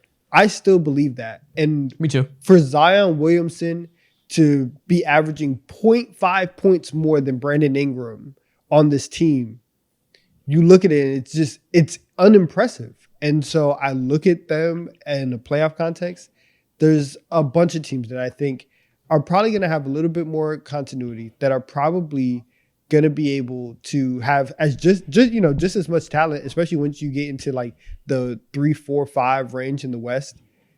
They just don't impress me. They don't pass. Yeah. Well, they're let me quantify bled. that. Let me explain a little more specifically, because I can see a Pelicans fan hearing you say that and being like, "That's nonsense. You don't watch my team. Blah blah blah blah. Why is it bad that there's more good players so Zion can't eat? Yada yada yada." I get you. I think that the definition of a good, not great team by the nature of their talent, right? Like, look at all the players in the team. We said they're loaded. CJ McCollum, good, not great. Ingram, feel really good, not quite great. Zion at this rate, good, not great. Not a strong defender, isn't having the highest usage to give you elite scoring numbers or passing, anything of the sort. Valanciunas, obviously the same thing. You ever heard someone say, like, talk about like less is more theory? Bill Simmons calls it the Ewing theory. That basically means whenever a team loses a high usage player, the team overall gets better because that usage goes to other people and it's more evenly distributed. I think this team is the opposite of that. It's so evenly distributed that it makes you a good team in the regular season. You'll win games. You have that depth. Any team could take over any night. That's cool. But sometimes, especially in a playoff setting where the rotation is going to shrink naturally, you're better off having an elite player who can apply that gravity every single night and is empowered to be the best version of himself and bend the defense in every play. You need that to win at the highest level. Look at any team that you have finals hopes for. It's because they have a top 10 player that can exert their pressure on the opposing defense every single play and play through them. They are sacrificing that for Zion by prioritizing depth, and that's perfectly valid strategy, right? Like, maybe I'm wrong. Playing teams can win through depth. We think the Celtics will win through depth. That's fine. But I think with the specific players they have, with an Ingram, with the CJ, with the Valanciunas, who aren't good playmakers, which I think is very essential if you're going to have a lot of depth like that, you got to have that high-level guy that can bend a defense. And for the same reasons you said, I only think they have the potential to be great if Zion can be that top 10 player and really bend a defense in that way. Yeah. And to double down on that, the less is more theory, it's very true. We recently saw that happen, 2 years ago now, with Zion's teammate, Jonas Valanciunas. The Memphis Grizzlies made an absurd leap as a team. Obviously, that falls alongside John Morant's development and Jaren Jackson Jr.'s development too.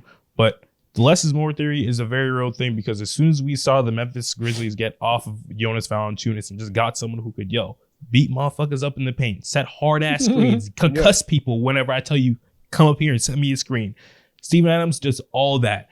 And that allows just someone like John Morant and Jaren Jackson Jr. to have all the room in the world to grow, develop, and cook as a player.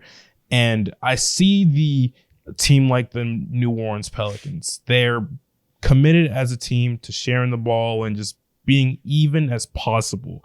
And I think at the state that they're in right now as a team, they're still finding themselves, and they haven't had as much time to do so yet because of the inconsistencies of Zion Williamson being able to play basketball, Brandon Ingram, CJ McCollum having a collapse earlier in the season.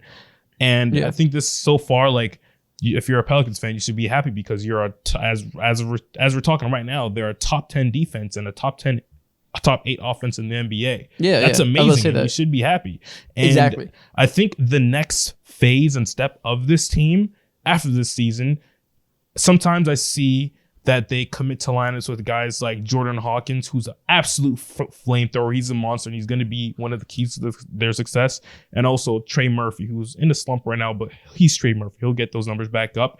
That will be one of the, let's regress a little bit talent-wise to only upgrade what Zion is doing right now and commit to Zion Williamson ball, which is just playing the floor spread out.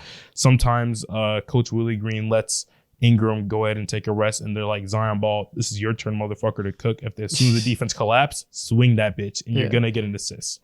And even on side of like, we're talking in very like, well, first of all, I'll say this. I'm very open to being wrong about this team. Like I said, 8th in offense, 9th in defense. I can see a world where I'm wrong and this egalitarian approach works and depth wins out. But you mentioned that sometimes Zion gets lined himself or gets the cook. That's my problem. It needs lineups, specific lineups where he can have the ball in his hands and be like a bender of the defense like that. Whenever all the stars on the court, their spacing is just weird. There's too many plays where, you know, the 5 was at the screen naturally. Zion's not the best screen setter in the world. And Zion's just like standing around awkwardly trying to figure out where to go. And like, you know, he's not a spacer by any means. So like he's in the dunker spot while there's an Ingram and Valanciunas pick and roll, neither of which are like big spacers. So it's just a lot of weird placements. And it's just real clunky, right? Like the puzzle pieces are just strange together. And I think you see that bear out statistically, offensively and defensively. 24th in rim defense percentage, 29th in threes given up. So, oh my God, they give up a lot of threes in order to not let people get to the rim. But when people get to the rim, they shoot really well against you. So like, it's just structural shit like that.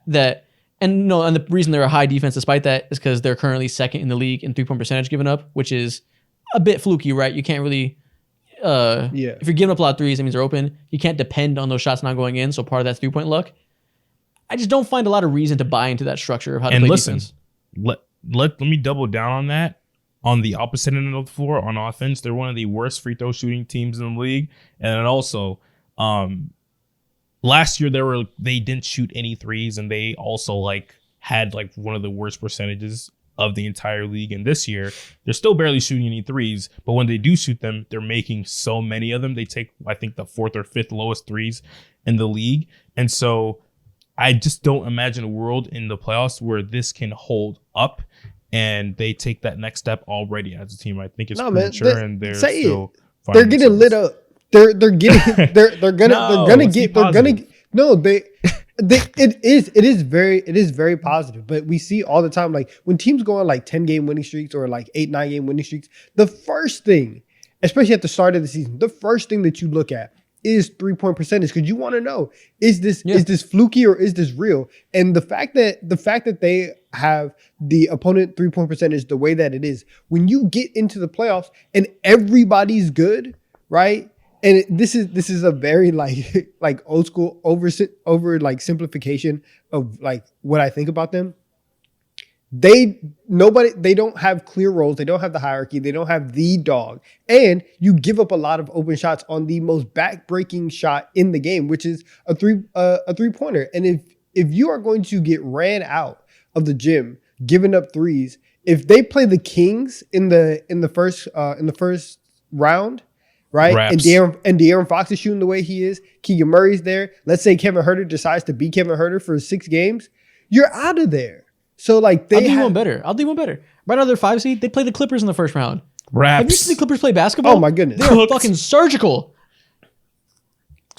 jump shooters from 1, 2, and 3. Yeah. Like they have issues. It's not looking good. They have issues. I do, again, it feels like we're hating on them. Low-key are. But they I have them 11. If this is hate, go to hell. Yeah, that's what I'm saying.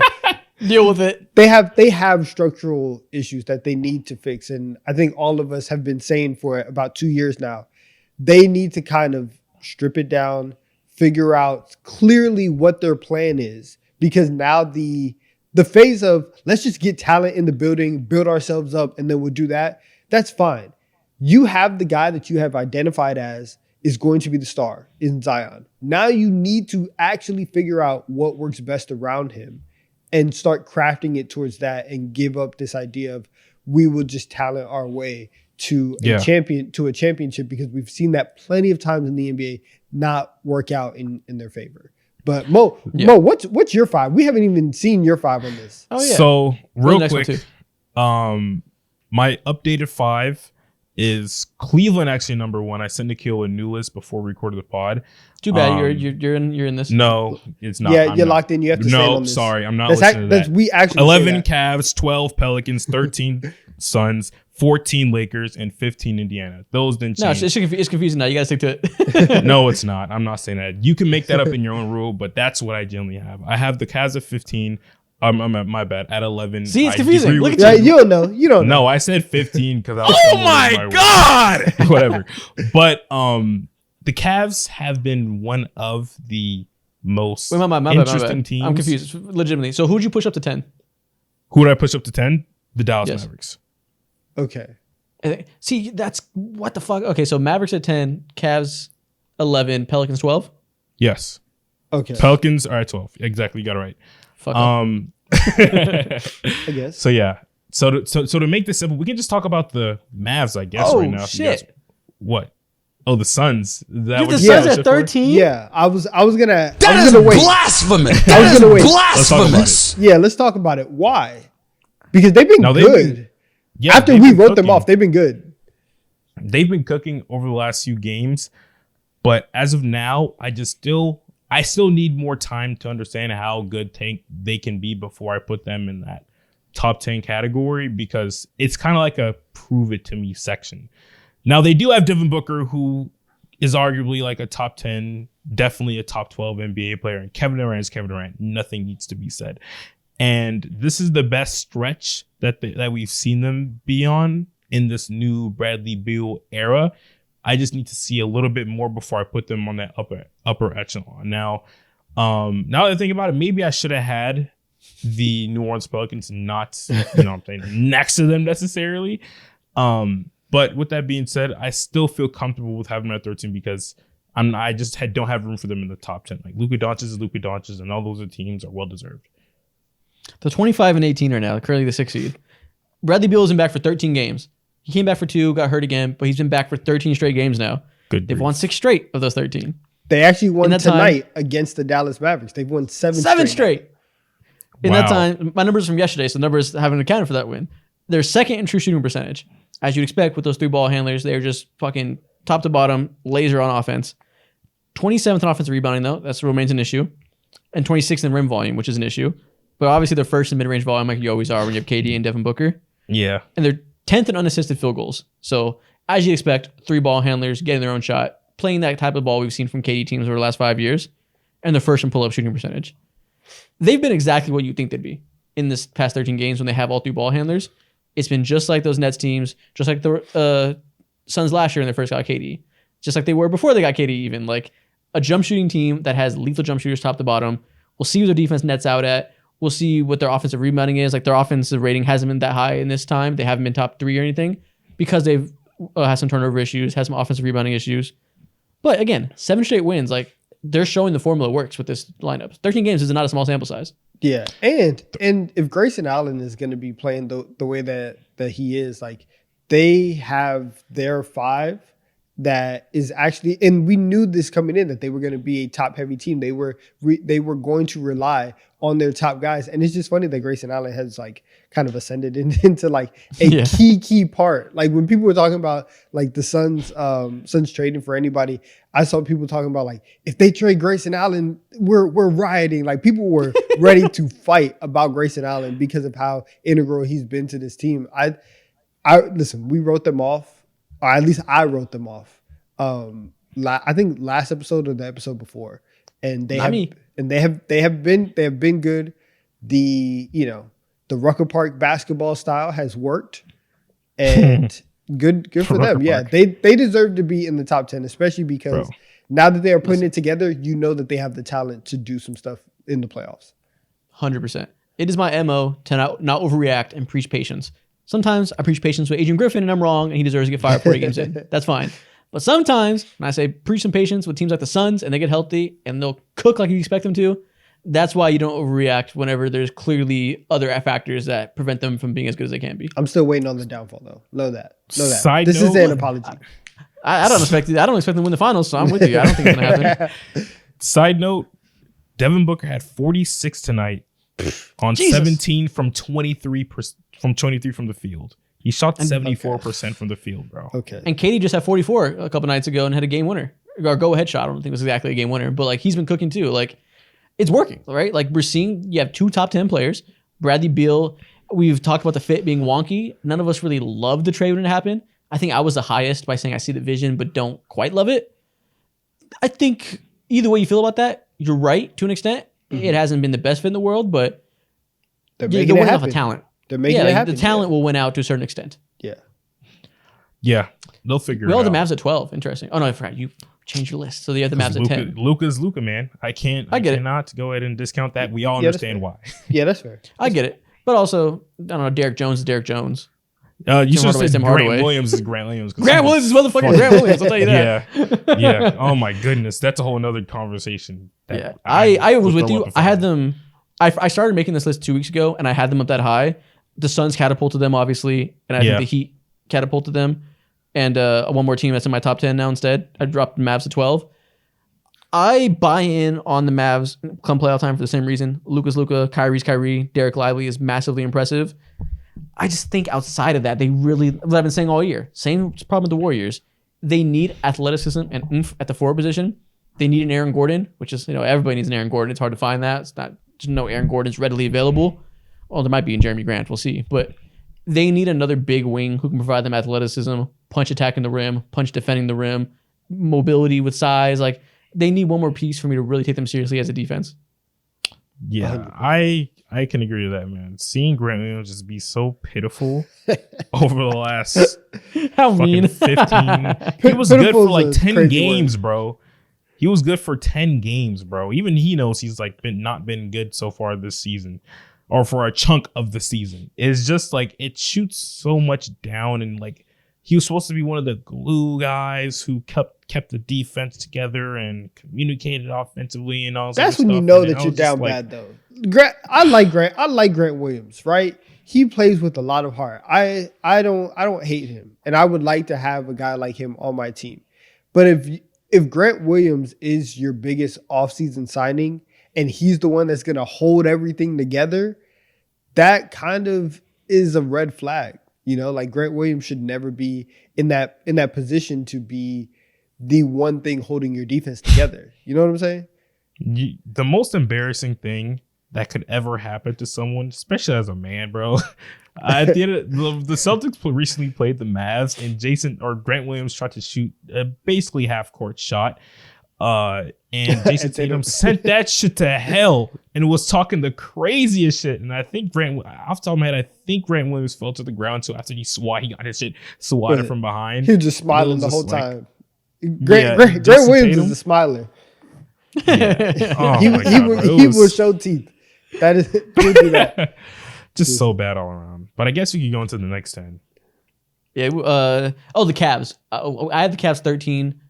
You guys have them at 11 both. I don't remember where you have them now because you changed up on us. But they're an interesting team because we wrote them off as not just we, but like the NBA world wrote them off when Evan Mobley and Darius Garland got hurt. Because two of your top 3-4 players go out. It's like, oh shit, the Donovan Mitchell rumors were already piling up. What's the next phase for them? The next phase was Donovan Mitchell plays point guard. Sam Merrill doesn't miss threes. Georges Niang gives valuable minutes. Jared Allen becomes a monster in 2 ways, and they win all their games. And they've been incredible lately. The only reason I don't have them higher, because they're like the Pelicans, where I think they kind of like deserve it based on like just sheer winning. Yeah, I agree. Is that this is only possible because Evan Mobley and Darius Garland are there, and they're playing an entirely different style. I was gonna say don't same know. Thing. What's gonna happen when they come back? Who fucking knows? Like you can't draw conclusions about this team when they're missing that 2 pivotal pieces. And we all have issues with the Mobley and Jared Allen pairing. Hasn't worked out like we hoped. We're kind of just in wait and see, right? Like this is somebody's getting traded. I don't want to call somebody's getting traded. No, they won't. Say it. They won't. They won't. It's right fluky. now. They won't. It's no. I was gonna say. Okay, I wasn't gonna use the word fluky. I was gonna say it's kind of fool's gold. Okay, but I don't want to call it that because they're winning games and they're hard earned. But it's not going to be sustainable to what we see of them long term. Like the defense has gotten better without Evan Mobley. It's like they've put everything together, and like it's just been a case of everything, of like D Mitch going crazy, everybody kind of having like this buy-in. But we've known this about the Cavs, that they're gonna have to trade one of those 2 guys because, again, you are structurally flawed, and it was exposed by Mitchell Robinson. Right, if Mitchell Robinson can expose you, imagine what the other imagine what the other top teams in the league can do. And obviously, listen, I love Mitch, right? But he's not like, I mean, let's be real. But like they're gonna have to make a move. But now that, okay, I have a question for you guys. What's the move though? Because Jared Allen's been amazing. I know, yeah. And this is my question now, because if this was Darius Garland that was leading this team to this, I think it would be a lot easier for the Cavs to make a decision and say, okay, we can center this around Garland, keep everybody else, and then D-Mitch, like, I guess it was a failed experiment. We can still trade him, get a whole bunch of assets. Because it's Donovan Mitchell doing this and Jared Allen, who was supposed to be the one that was traded, what move would you guys make? Like, or I guess out of those four, who do y'all think is most likely to go at this point? You can't do anything. You're stuck. You can't do shit until you know what Donovan Mitchell's going to do long term. He has a year and a half left on his contract. If he's going to bounce and indicates you need to trade him, then you trade him. If he wants to stay long term, doubt. I certainly doubt he's going to let them know that before his free agency summer next year. Then you can't trade Garland because then if Donovan Mitchell leaves, you're fucked. You can't trade Evan Mobley because he's incredibly long-term potential, valuable long-term, can be a DPOY level defender, or was last year. He was third in voting. You don't want to trade Jared Allen when he's proving his value this much without Evan Mobley. That would be like a slap in the face to him and Donovan Mitchell, who are cooking without these guys.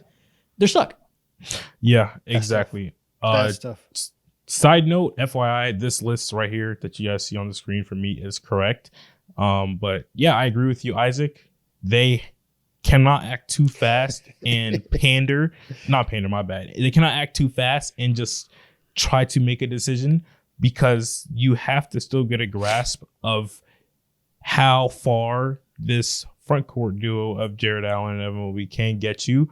Because as we all know, like, since they've been out, Darius Garland, but he's not really important in this conversation, but Evan Mobley, they have been the number one 3-point shooting team in the entire NBA. And as soon as Evan Mobley enters that lineup, that's gone. That's blown to smithereens, and they're playing an entirely different style of basketball. And that's been my biggest issue about them since day one, since this happened. Now, the defensive potential is amazing. Now, it's number one defense, even without Evan Mobley's like, but I'm just going to look past by that. And you just need to really evaluate how much you believe in someone like Evan Mobley. And eventually you're going to have to pick between him and Jared Allen, because they can't. The lack of shooting is going to kill them. If he never becomes a shooter, you can't have him and Jared Allen together. It just doesn't, it's not a thing. And to have a non-spacing four, it's just, the modern NBA, like, come on, the only time we've seen that be a thing in recent years has been the Milwaukee Bucks, who have a spacing five next to him. So a very unique situation. and the Lakers. Yeah, exactly. He's fucking Giannis. Yeah. But also, Giannis wouldn't be able to cook if he had Jared Allen next to him. He needs a spacing five. Yeah. And Anthony Davis playing with Dwight Howard, JaVale McGee in 2020, at the point where in the bubble, Anthony Davis could still shoot. And, they had prime LeBron still, so they were great. Like, that's another outlier. You can throw in Draymond Green into that conversation, too. Okay, yeah. Well, Draymond, the Warriors' offense is different. Structurally flawed. Yeah. Yeah. Tough. And again, if Evan Mobley doesn't develop offensively, which he hasn't to date, that spotlight's going to be on him heavy. And that's a very difficult spot to be in when you have a player as promising as him. You have as much invested into him long term. It would be very painful to trade him and have him flourish with another team. But, but at the same time, what can you do? Tyrese Halliburton got traded. That's all I can say. Yeah, exactly. And at the same time, there's really, I don't want to say there's no like lose in this situation. Just go. I don't think there's no like necessary lose in this situation. Because they're going to be in good hands regardless of the fact if Donovan Mitchell leaves, who the hell cares? You still have these two very promising bigs and Darius Garland. But they're just going to be in this awkward waiting period. And if they fail again, then it's going to be an even bigger magnifying glass with someone like Evan Mobley. And if I were the Cleveland Cavaliers, I might choose Jared Allen over Evan Mobley. If I knew Donovan Mitchell was going to commit in the future, once that time comes. Especially because you could get a lot for Evan Mobley too.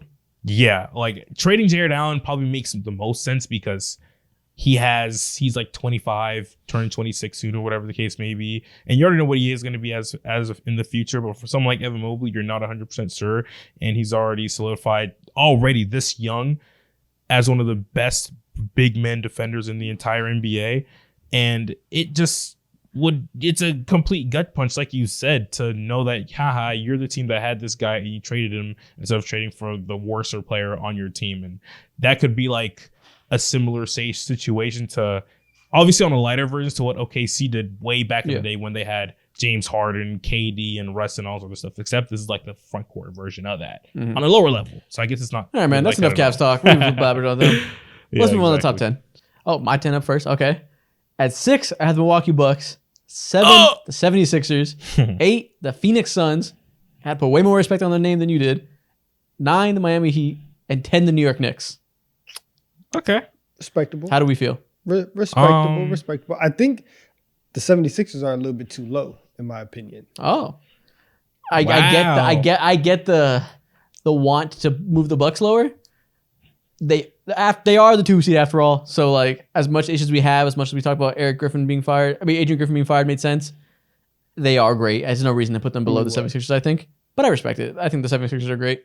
Okay. So I think that the Bucks are a little bit too high just because listen, I'm not a hater. The Milwaukee Bucks, they looked at the record and they're like, nah, this isn't real. This isn't good enough. Like they probably wouldn't list themselves, at least the front office wouldn't list themselves as top 6 in the front office. I mean, in the league, or else they wouldn't have made this change. They want to be 3. They want to be 3 or higher. That's why they made the change. Exactly. It's a little high, but like I'm not gonna fault you just because they do have Dame Giannis and they have figured out a way to win a bunch of these games, which at the end of the day is the ultimate goal. So you can give them credit for that, but the process we want them to be top 3. The process hasn't looked as great, in my opinion, because we want them to be top 3, which is why we're disappointed inherently. But 6 is lower than we expected coming into the year. We all had them top 2 or 3 to start the year. So like, I think this is accounting for the slippage a little bit. I think that's fine. I think that's solid. Okay. I'm surprised that you do have the Philadelphia 76ers. That's the biggest thing I agree with Donovan. That's the biggest thing for me. After all this Embiid, this man is moving different. Seeing him just transcend into another level when it comes to a certain aspect of his game has been amazing. And I think if Embiid is really, or if the 76ers as a whole, because not only Embiid, this team is fucking fantastic. Tyrese Maxey's an all-star. Nick Batum is an essential piece, quite literally, in order for them to be successful and run the schemes and be this complexes of an offense that they are. Is that supposed to make you put them higher by Nick Batum being essential? The whole team. Hey. About the whole team. We make jokes about Batum. Yeah, he's hooping. No, he's good. I always liked him. Yeah. Yeah, man. He's a good plug player for this team. I love the 76ers. I probably love them more than you guys do. I told you I was soft launching that anti-Celtics take. The core of that is a pro 76ers take about them potentially getting out of these. So get out. This wasn't soft launching it enough, Isaac. I need you to stand on it more. I need you to stand on it more.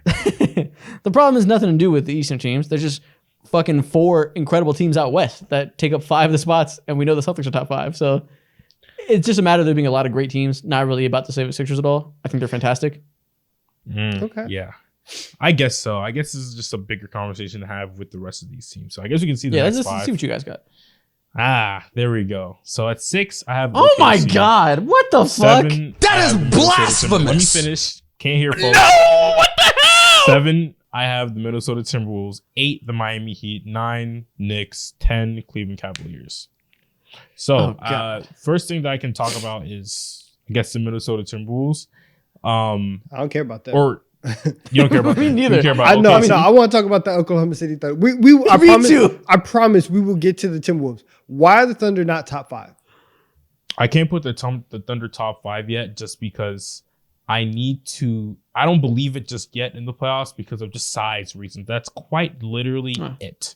That's literally it. That's literally it. After Chet Holmgren, the next biggest player on their team is like 6'7" or some shit like that, bro. It's J-Dub, along those lines. And unless like you want to count Davis Bertans or whatever, but he don't really get no PT like that. Yeah. But this team just needs more. Agreed. This team just needs more size and obviously like veteran experience in order for me to put them in the upper echelon. This is already upper echelon to me, but in order for me to put them like, this team could actually win a championship this year, I need to like see a little bit more rounded off of a team. And I just don't think they have that yet. And that's completely fine. They're not there yet. And they're taking their time. Well, not necessarily because they're the 2nd seed. Well, actually the number 1 seed as in the making of this podcast.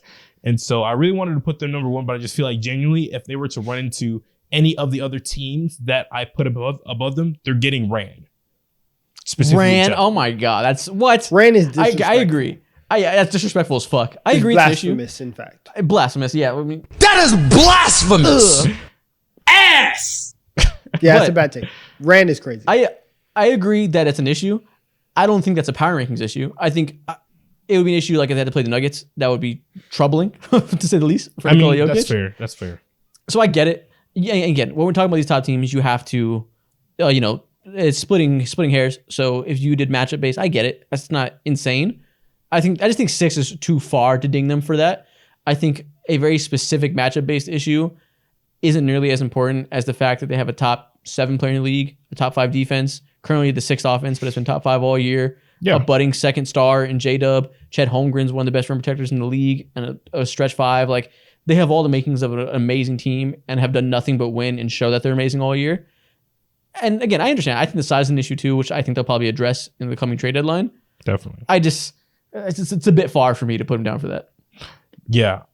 Maybe using the word ran or whatever was a bit hyperbole, but when I just look at all the other teams above them, I know what I'm getting out of them on a consistent basis. And structurally, I don't have any real dings. Well, actually, I do when it comes to a certain team that I have in the next tier or whatever.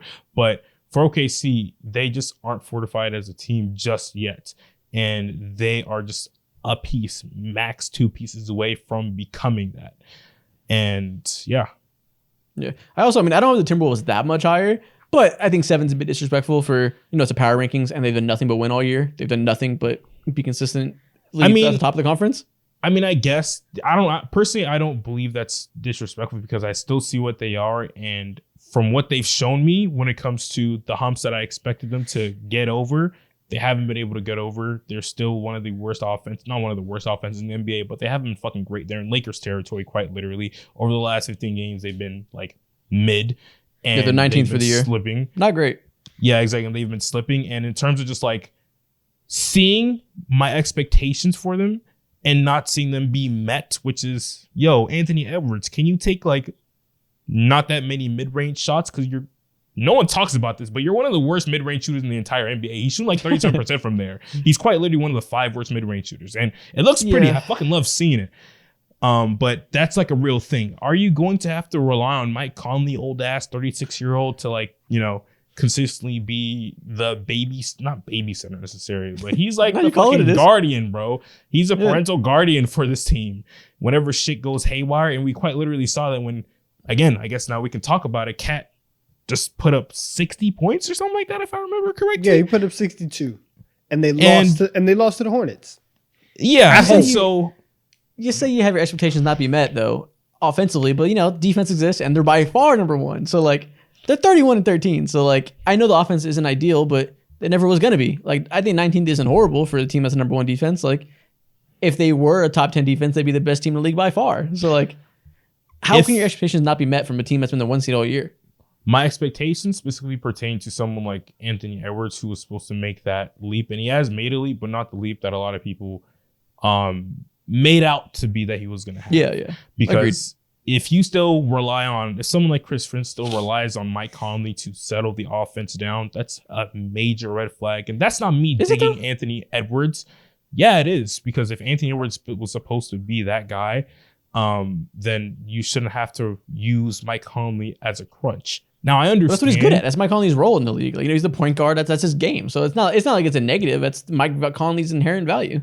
Yeah, I get it. That's his value, and that's what makes he's so essential to this team. But because of how essential he is, the second that he's out, they crumble, and they're not the same team. Not the same team is a little bit extreme, but they crumble, and that's an issue.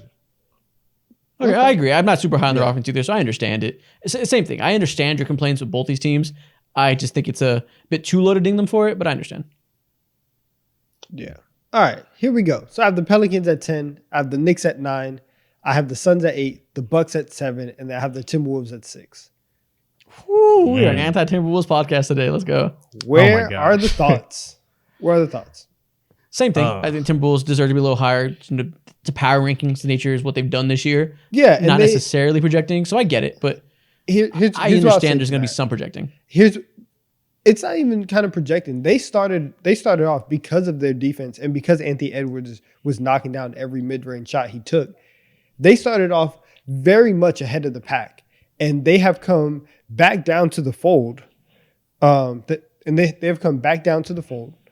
Teams have caught up, right? The Thunder are matched up with them. The Nuggets are close with them, and their 1 seed is not as precious as it once was. And so I think that they are the top of the West is much, much closer than we think about it. And so now that the records are caught up and everybody's kind of in the same place, you can see them getting got by Oklahoma. You can see them getting got by Denver. And like Mo said, a lot of the winning early on was because Anthony Edwards has gotten to this place where he felt like, oh my gosh, like, is he Kevin Durant from the mid-range? Like, that's insane. And once that drops off, okay, now the offense, you still have, some issues. I don't really love it. So top 5, they feel like a team that peaked a little bit early. I think that other teams in my top 5, their best basketball is either happening right now or it is still on the way. So that's why I put them outside the top 5.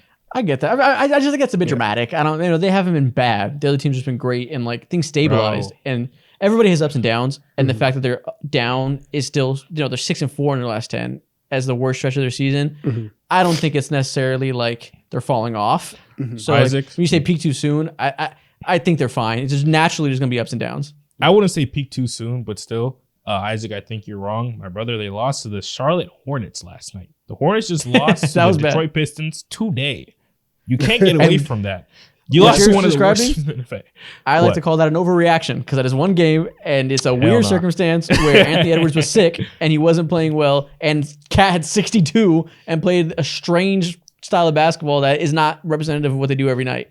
And maybe you're right. Maybe this will be the start of a fall off and this will be negative, momentum, whatever. Yeah. It feels possible. It feels. It's not yet. It was way. one game. It definitely feels that way when Karl Anthony Towns scores 62, and then the coach comes out and it's like, "Yeah, that was an embarrassing way to play basketball. Like that was actually very disrespectful and a disgrace to the game.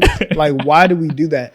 Nobody was Joel Embiid, and granted, even Devin Booker, whenever they lost, they at least had him write the 70 on the piece of paper. Nobody cared about Cat scoring 62 last night. Nobody dumped water bottles. Nobody came with the piece of paper. It just was bad vibes, and so it felt weird from the Timberwolves. But again, I don't overreaction. know. They won tonight. Like, they'll be fine. Will they? I envision a world where they slip a little bit in the standings. To be honest with you, that's all I'm saying. Yeah, they might. And I don't think it's impossible. I think they've. I think 4 is a little crazy, but there's no reason to think they're going to fall off. I mean, I agree it's possible. I won't be shocked. I think the 2 teams that they're close with are better than them, as you'll see in my power rankings. I'm not going to ding them for something I think is going to happen when it hasn't yet, and they've done nothing but, outside of Cat's weird game, they've done nothing but show us they're a good team. Here's what I'm saying. Right now, they are a game and a half up on the 4 seed, and the team in the 4 is surging. It would not be crazy if this team ended up in the 4 seed. It wouldn't be crazy whatsoever. But it hasn't happened yet, so I'm not going to ding them in the power rankings until it does. But you know what? That's what I understand. I'm standing on a prediction right now. I'm predicting that the Minnesota Timberwolves will drop out of the top 3 in the Western Conference. You just want to see Cat fail so bad. I guess we move on to the top 5. We talked about the rest of these teams already. There's Mo's top 5. Here we go. So at number 1, surprise, surprise, the Denver Nuggets. Number 2, the Boston Celtics. 3, I did not envision this happening in a million years, but that's the Los Angeles Clippers. Nikhil, the producer, did not fuck that up. I wrote that up there, and I believe it. Number 4, the Milwaukee Bucks. And number 5, the Philadelphia 76ers. Okay. Any qualms? Solid. Let's get all of our top 5s out the way. Yeah, let's show them. Yeah, so you see Donovan's next. Okay, so I have the Thunder at 5, the 76ers at 4, the Clippers at 3, the Boston Celtics at 2, and the Denver Nuggets at 1. Okay, I respect that. I have a broken slide for me. Let's go to the next one. We might as well go to the next one anyway, so it shows all 3. I guess it's just lagging. I have the Nuggets at 1, Celtics at 2, Thunder at 3, Clippers at 4, and the Timberwolves at 5. And I'll say it, now's the time to jump on the Thunder bandwagon. Get with it or get the fuck out. They're top 3, and I didn't even hesitate to do that. I'm getting the fuck out. This train is get the fuck out. Nowhere. Get out of here. You're gonna make me hate, and I really don't want to. You're gonna make me hype, and I don't feel like. Never mind. Let me not get gross. Yeah. All right. Let's stay tone on it down. track. Let's buddy. tone it down. I have Tone it Shea down, is Shea. Everybody has decided that he is a top 5 player which is a bit extreme, but he's at least top 7 to 8. He's been great this year, right? Top 6. Undeniable superstar. Whatever. Easily top 10. Let's pushing talk to the about next realm. Jalen Williams is making the star leap before our very eyes. I came in here a few weeks ago and I said that I think he is going to be in the same tier of prospect as Paolo Banchero, where we're talking about young cores. And Magic fans in the comments were like, what the fuck? When did Paolo become trash? I don't think Paolo's trash at all. I think he's dope. But Jalen Williams is legitimately going to be a great second star. And he's making that leap. They have 2 star ball handlers and a stretch 5 who's one of the best rim protectors in the league. That combination of talent is incredible. Incredible when you project to a playoff setting. Obviously incredible in the regular season. They have all the depth in the world. Ability to make moves. I agree the size issues are an issue for a playoff series, but this isn't a playoff power rankings. This is what they've done for us this year, and they've done nothing but show us that they're one of the best teams in the league. Yeah. I can agree to that to some extent. They've shown me like what they can do this year, and I'm not mad that they're in this like top 5 range. Top 3, kind of disagree because it doesn't really make any sense to put the Clippers just a notch below them. Now it is one spot, but I will say the last 2 times that they played, the Clippers whooped their ass. The second time that they played, Kawhi didn't play, and the fucking of course the Clippers lost. And third time is pending. But as of now, I'm like so much more certain in PG, the combination PG, Kawhi, Zubac, Tice. Can't believe I'm saying that, but that squad is so much more filled out from head to toe than what OKC has shown. But you're just obsessed with the size thing. How can you possibly have more faith in Paul George and Kawhi and James Harden than you do in Shea, J-Dub, and Chet? Like, how can you be so confident in that trio of players who are not the most reliable people in the world? We don't know at this moment in time. Again, you're talking about a rookie center, and you're acting like he's like shown a 4-year, 5-year route to like a playoff success. Shea's done the James same. Harden has. We haven't. He showed us 4 or 5 years of non-playoff success. Yeah, I agree to that, but at the same time, your conversation, your punchback to that is kind of null because it's like it's OKC. They're still finding themselves as a young team, and they haven't proven that just yet. And so we have to wait and slow down the breaks. And I think OKC should have been at number 3. I think you're just wrong with that. But other than that, solid list. Don't make me press a blasphemous button. I'll do it. You're blasphemous. It's not buddy. It's not Punch it. blasphemous. Press it right now. No, I get it. Obviously, I understand. They're a young team. They have a lot to prove. I understand what you're saying fully. It's not crazy. I think 6 is a bit crazy, but I understand not having them as high as me. I understand that I'm being on the upper echelon of hype for them. That I'm like going the furthest you can possibly go. You know, obviously the Nuggets and Celtics are the favorites to make it out. So I'm having this Thunder as high as you possibly could in reasonable predictions. So I understand I'm on the extreme end.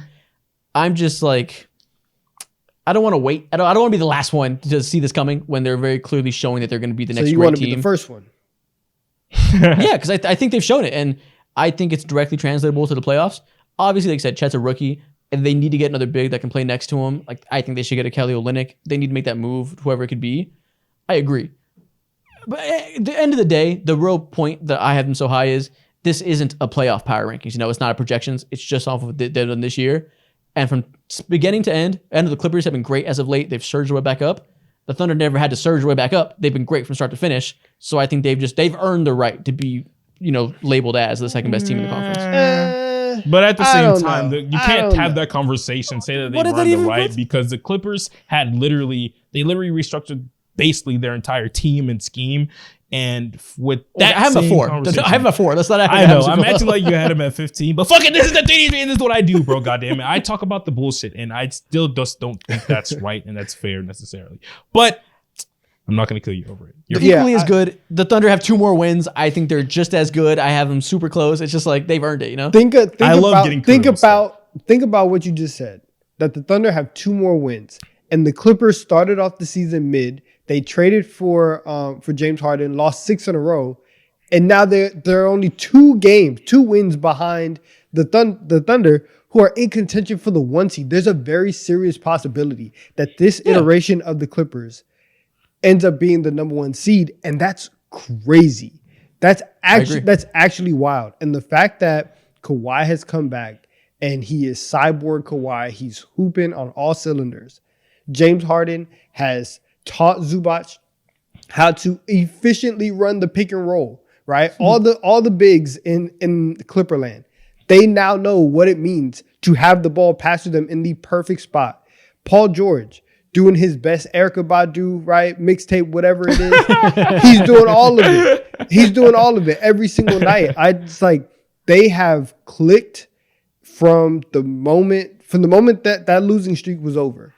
They have become one of the best teams in the league. And the only reason why we are not putting them, honestly, listen, you want to talk about your anti-Boston take. I've been on the Celtics bandwagon ever since they got Drew Holiday. I thought that they were going to win the championship. And I guess we can transition here because I kind of wanted to put the Clippers higher than 3 because listen, man, the Celtics are making it so hard to think that they're going to win the championship. This late game stuff that happens, I think like what we saw from the Bucks this past week, and you clearly like, hey, Griffin's not the guy, like stuff is about to happen. If the Celtics don't win a championship this year, I'd fire Mazzulla. The late game stuff, which is probably going to be their downfall. We all know that structurally they don't have. I guess I'm in my bag. We know that they don't have a pure point guard, and that they have tried to force Jason Tatum and Jaylen Brown to be these creators and initiate the offense and do all this, and they're just not those guys, right? Like you need an upgrade at playmaking. I thought Drew Holiday was going to be good enough to do some of that. The shots that they get at the end of games is absolutely ridiculous. And they take step back 3 after step back 3 after step back midi. Nothing is easy. They never run plays. Mazzulla refuses to call timeouts.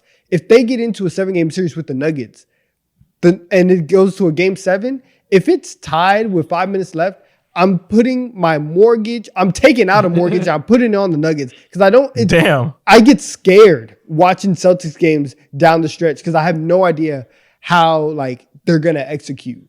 It is they're at 2 because of the talent and because of the wins.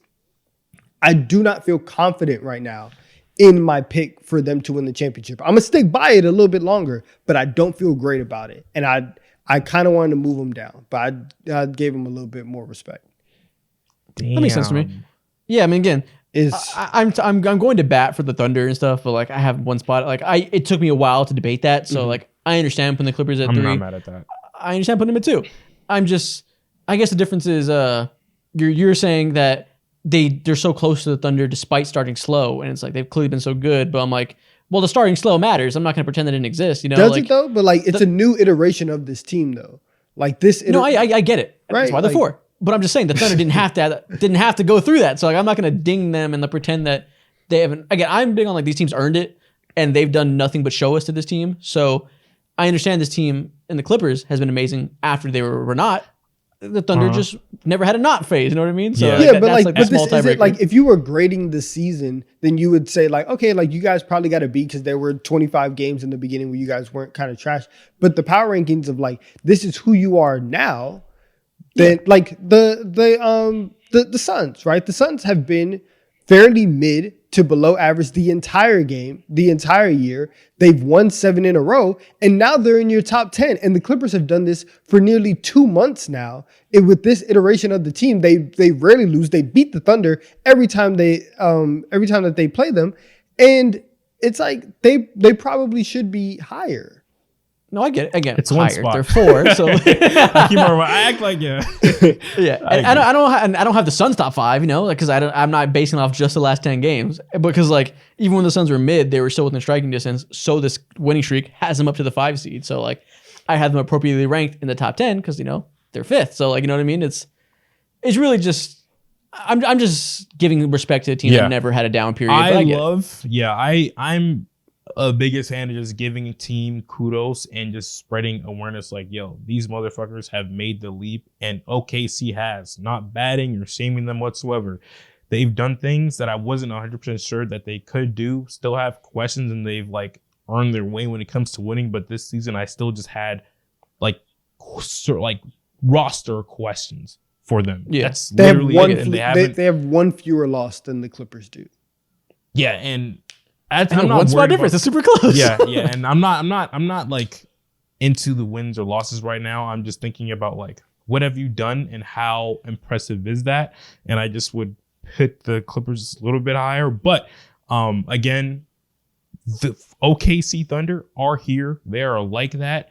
Chet Holmgren is a dog. J-Dub is a dog. And hell, like next year, that dude's probably going to be an all-star. OKC might have 3 all-stars next year, and no one should be surprised by that. You know the difference is, sorry to cut you off. I think about it. What the difference is, I'm just treating this like what they've earned. And the way you guys are viewing it is how I'm going to view it when we get to actually predicting playoff series when the time comes. Like, if these two teams played, I could see myself picking the Clippers over the Thunder for the reasons you guys have outlined. I'm just like, I'm saving that logic for when we actually predict matchups one-on-one. I'm not necessarily viewing this as like the tiebreakers if they should play each other one-on-one. Well, let me stop you right there, because at the same time, I love that phrase. Let me stop you right there. yeah, let me stop you here. Let me stop you right there. Don't go any further, like buddy. Vince McMahon. Hold your horses, champ. Oh yeah, but genuinely seeing how dead in the water the Clippers were and how we were stomping on their grave and how they were able to just like resurge and find entirely new offense, solid defense too, has been more impressive to me, and that just like blew me out the water more than what OKC's been able to do. That's just literally it. I get it. I totally understand it. It's just funny how we give people credit for getting out of a hole they dug themselves into. Like, it's not, they were bad until they weren't. Like, that's part of the equation, which I understand. We're talking in circles. I get it. It took time for them to figure it out, and I, in the moment, preach patience too. Like, I understand. I'm not surprised. Like, I give them kudos for that too. It's just we're acting like it was a different roster. Like, it was like the guys weren't there and they're digging a hole that like Lou Williams played them into or something. Like, they lost those games. That's on them. My bad. I mean, yeah, it was a different roster though, considering how like play style wise, it was a different roster. It feels like that. Them Zubac and Daniel Tice being there now, PJ Tucker not getting any burn. I mean, he was never really a factor, so only veer away from that point. But it is a different roster. They feel like it. They play like it. Paul George has a slightly different role. It's not. They just figured it out. Yeah, exactly. And them figuring out is a little bit more impressive to me. That's literally it. I get it. I'm just saying that losing period is part of their season. That like it's part of the totality. It's not like a separate thing. Which I get it when we're talking about like how good they are now. That part didn't matter. But I just think in the power rankings, I'm viewing the totality a little more. And I know I think you're viewing power rankings wrong, in my opinion. All right.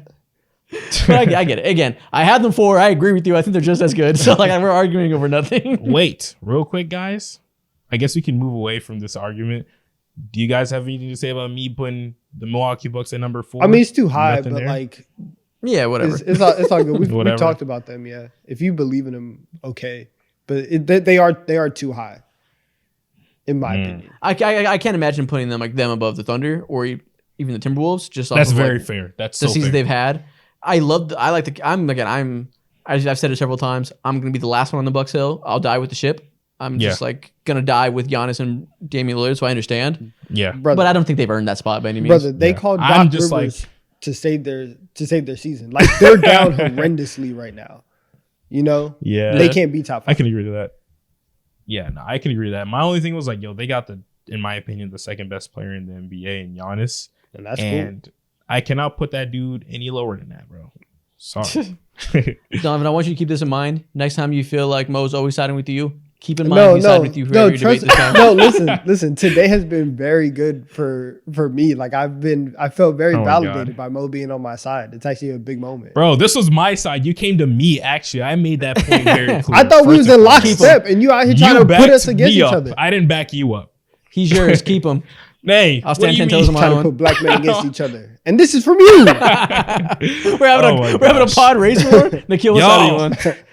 Crown eaters, please come and Nikhil help chime in. save He's me. closer, the Thunder or the to Clippers? us than you. TikTok eaters, come save me. Crown eaters, come save me. If he's not black, I get him on my team. Oh my God. Somebody in the comments said that they thought we were brothers, so I get him on my team. Oh, are you serious? No, Yep. his fist is up. He's with us. That's crazy. He's with us. No, that's a light brown fist. He's on my side. Yeah, that's crazy. That palm is pale. He's on my team. Oh my gosh. It is TikTok time. Let's fucking get into it. Please.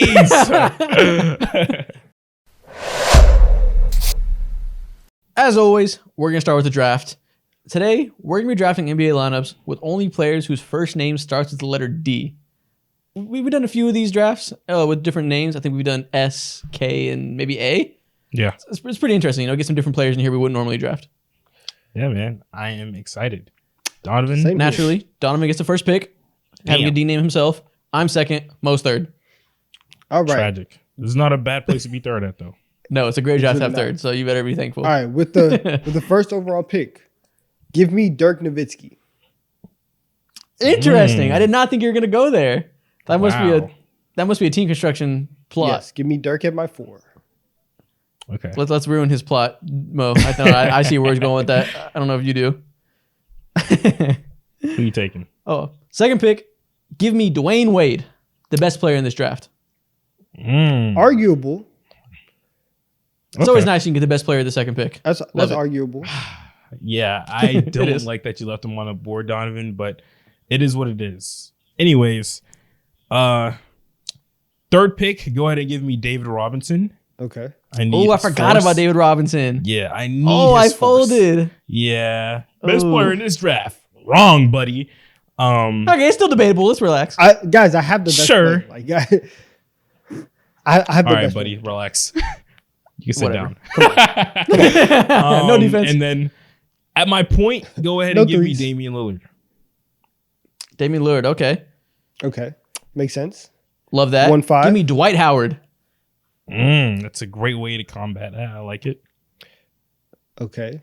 Okay. I thought Donovan might want him. He didn't react, so I guess not. No, I'm okay. I'm okay. There's not a lot of these guys here. So at my 3, give me Dominique Wilkins. Good pick. Okay, that's solid. And then I do need a guard. So at my 2, give me Devin Booker. Ooh, okay. That's great. I love that. I love that. I'm glad you I love folded. that. I'm so glad you folded. Give me MVP Derrick Rose. That's okay. Okay. Need that. You are building the 2012 All-Star team. They're gonna come any generation. Yeah, that's hilarious, bro. All right, cool. This is perfect team construction. So at my 4, give me Draymond Green. I got the most physicality in interesting. the goddamn world. Okay. Get past by him, you're getting clotheslined. And then D Wade's dunking on him, but so be it. yeah, we'll see, buddy.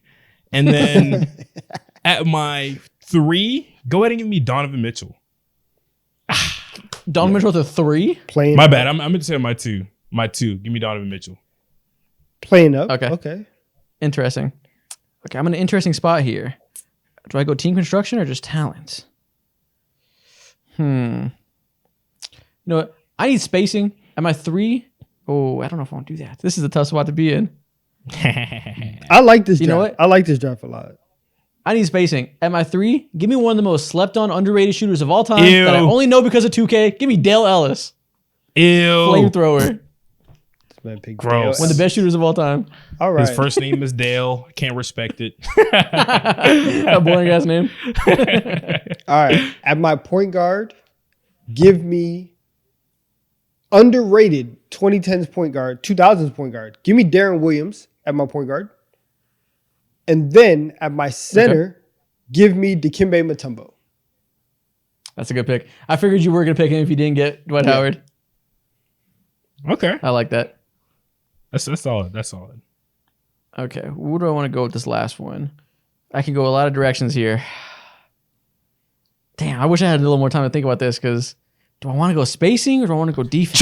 Choke. Hey, yo. I can't say nothing, man. Nah. You know what? Oh, He's I got enough defense with Dwight Howard. I'm going to go fit over team. Give me prime Danilo Gallinari at the 4 for spacing. Yuck! Oh my gosh! Danilo so Gallinari, dramatic. bro. We You're are so running. dramatic. We are running whoever offense on Danilo Gallinari. I'm Whoever calling. offense, meaning whoever got the ball, you going at him. ISO. Forget Danilo I got Gallinari. Dwight Howard in the back ready to swat that shit. I'm good. Dale, Oh, Ellis. yeah. We're going to have Dwight Howard looking like Rudy Gobert. He won't know who to guard. Relax. We're calling ISO against Danilo and Dale Ellis. So Dale Ellis, come here. D-Rose Come and here. D-Wade Come was- here to the I top have of the D-Rose key. and D-Wade was shooters. Come here to the top of the key, Dale. I'm not doing nothing. Yeah, nah. The shooter, you got D Wade, D Rose, and Dwight Howard. The spacing ain't like that, my boy. I got 2 of the best shooters of all time. What? That was 2 elite shooters of These position. are the Yeah, nah. best shooters of all time. 3 non-shooters were in on the 2024. board. Come on now. So for my last pick, again, I'm going spacing. Go ahead and give me Desmond Bain. There you go. I like There you that go. pick. Good pick. He's hooping. I was thinking about picking him. I was gonna pick him, but I picked Dale Ellis over him because I need the shooting more. Is Dale? Whoa, okay. I mean, I guess so, but I don't think you could have gone wrong with that. I don't think you could have gone wrong. I mean, with no, that. Dale Ellis is good. He just played the 70s or not Is 70s, he the 25? 80s. Is he putting up 25 like Desmond Bain? Yes. Can he hit in and outs like Desmond Bain today? No. I wasn't around to watch him, but he was an all-star. He can't hit He a averaged hezzy. 27 points He per can't game. hit a hezzy. Nah, Dale would have thought that was wizardry, bro. He would have called the FBI on Desmond Bain. He played in the 90s, not the 40s. His name still- is Dale. How am I supposed to know? Dale Ellis. Somebody find me a clip. If Dale Ellis cannot do one hezzy tween pull, he's not getting on my team. Nah. He shot 48% from three in 1989 when he averaged 27 points per game. He's him. Oh my goodness. On how many Yeah, threes? but- On how many threes? 4, which is a Oh, lot that's for that actually era. not bad. It's actually not bad. Yeah, no, he's a fucking laser. Like, this is a great pick. It's actually Yeah, not he's bad. laser, but he's not. Great pick. No, he's a laser. Desmond Bain. He's a laser. He's better than Desmond Bain. Nah. Better than okay. Nah. 27 points per game in 1989? You don't have to. I guess you do have to justify it to us. As long as you're happy with your team, that's okay. Oh, you guys Yeah, are assholes. that's Shut Whatever up. makes you happy, bro. Yeah. I'm happy for you, bro. Yeah. You dickheads. No, it's okay. Oh man, that's funny. Yeah, So, I was between Dennis Rodman or Danilo Gallinari at the 4, but I was like, I'm I can't draft a surprised- fourth non-shooter. yeah, I agree. I'm surprised Dennis got like undrafted, but you didn't Yeah. go. You didn't do any wrong with that. So for my team, I have. I got Damian Lillard at my 1, at my 2, Donovan Mitchell, Oh, I'm 3, calling Desmond ISOs. Bain, 4, Draymond Green. What? Draymond Green, and 5, David Robinson. Dude, your 1 through 3 is not impressive defensively whatsoever. You're talking about me getting ISO'd. You have Listen. no defenders 1 through 3. Listen, I got Draymond, and it don't matter because you have to outshoot me. Good luck with that. With Draymond, D-Rose and D-Wade and Dwight Draymond Howard won't on the team. last 2 minutes on the floor. He's gonna foul Really? somebody. Why? He's gonna foul somebody. Yeah. He's gonna choke somebody out. Yeah. Yeah, I know. And your player will be gone off of that team too. Who? So who's really losing? My team is Any one composed. of I them. have champions on my team, or I have a You got champion. you ain't gonna have champions after what I tell Draymond. Listen, to do. I have Knock him out. Darren Williams, Devin Booker, Dominique Wilkins, Dirk, Dikembe Mutombo. Listen, 2 through 5, Hall of Famers. Hall of Famers. Greatest to ever play. Y'all over here talking about Desmond Bain and Dale Ellis. Don't talk to me right now. No, I won this. I got this one. Dale Ellis is better than Darren Williams. You shut your yeah, mouth. that's tough. You shut your mouth. I just don't see what you say. I don't know.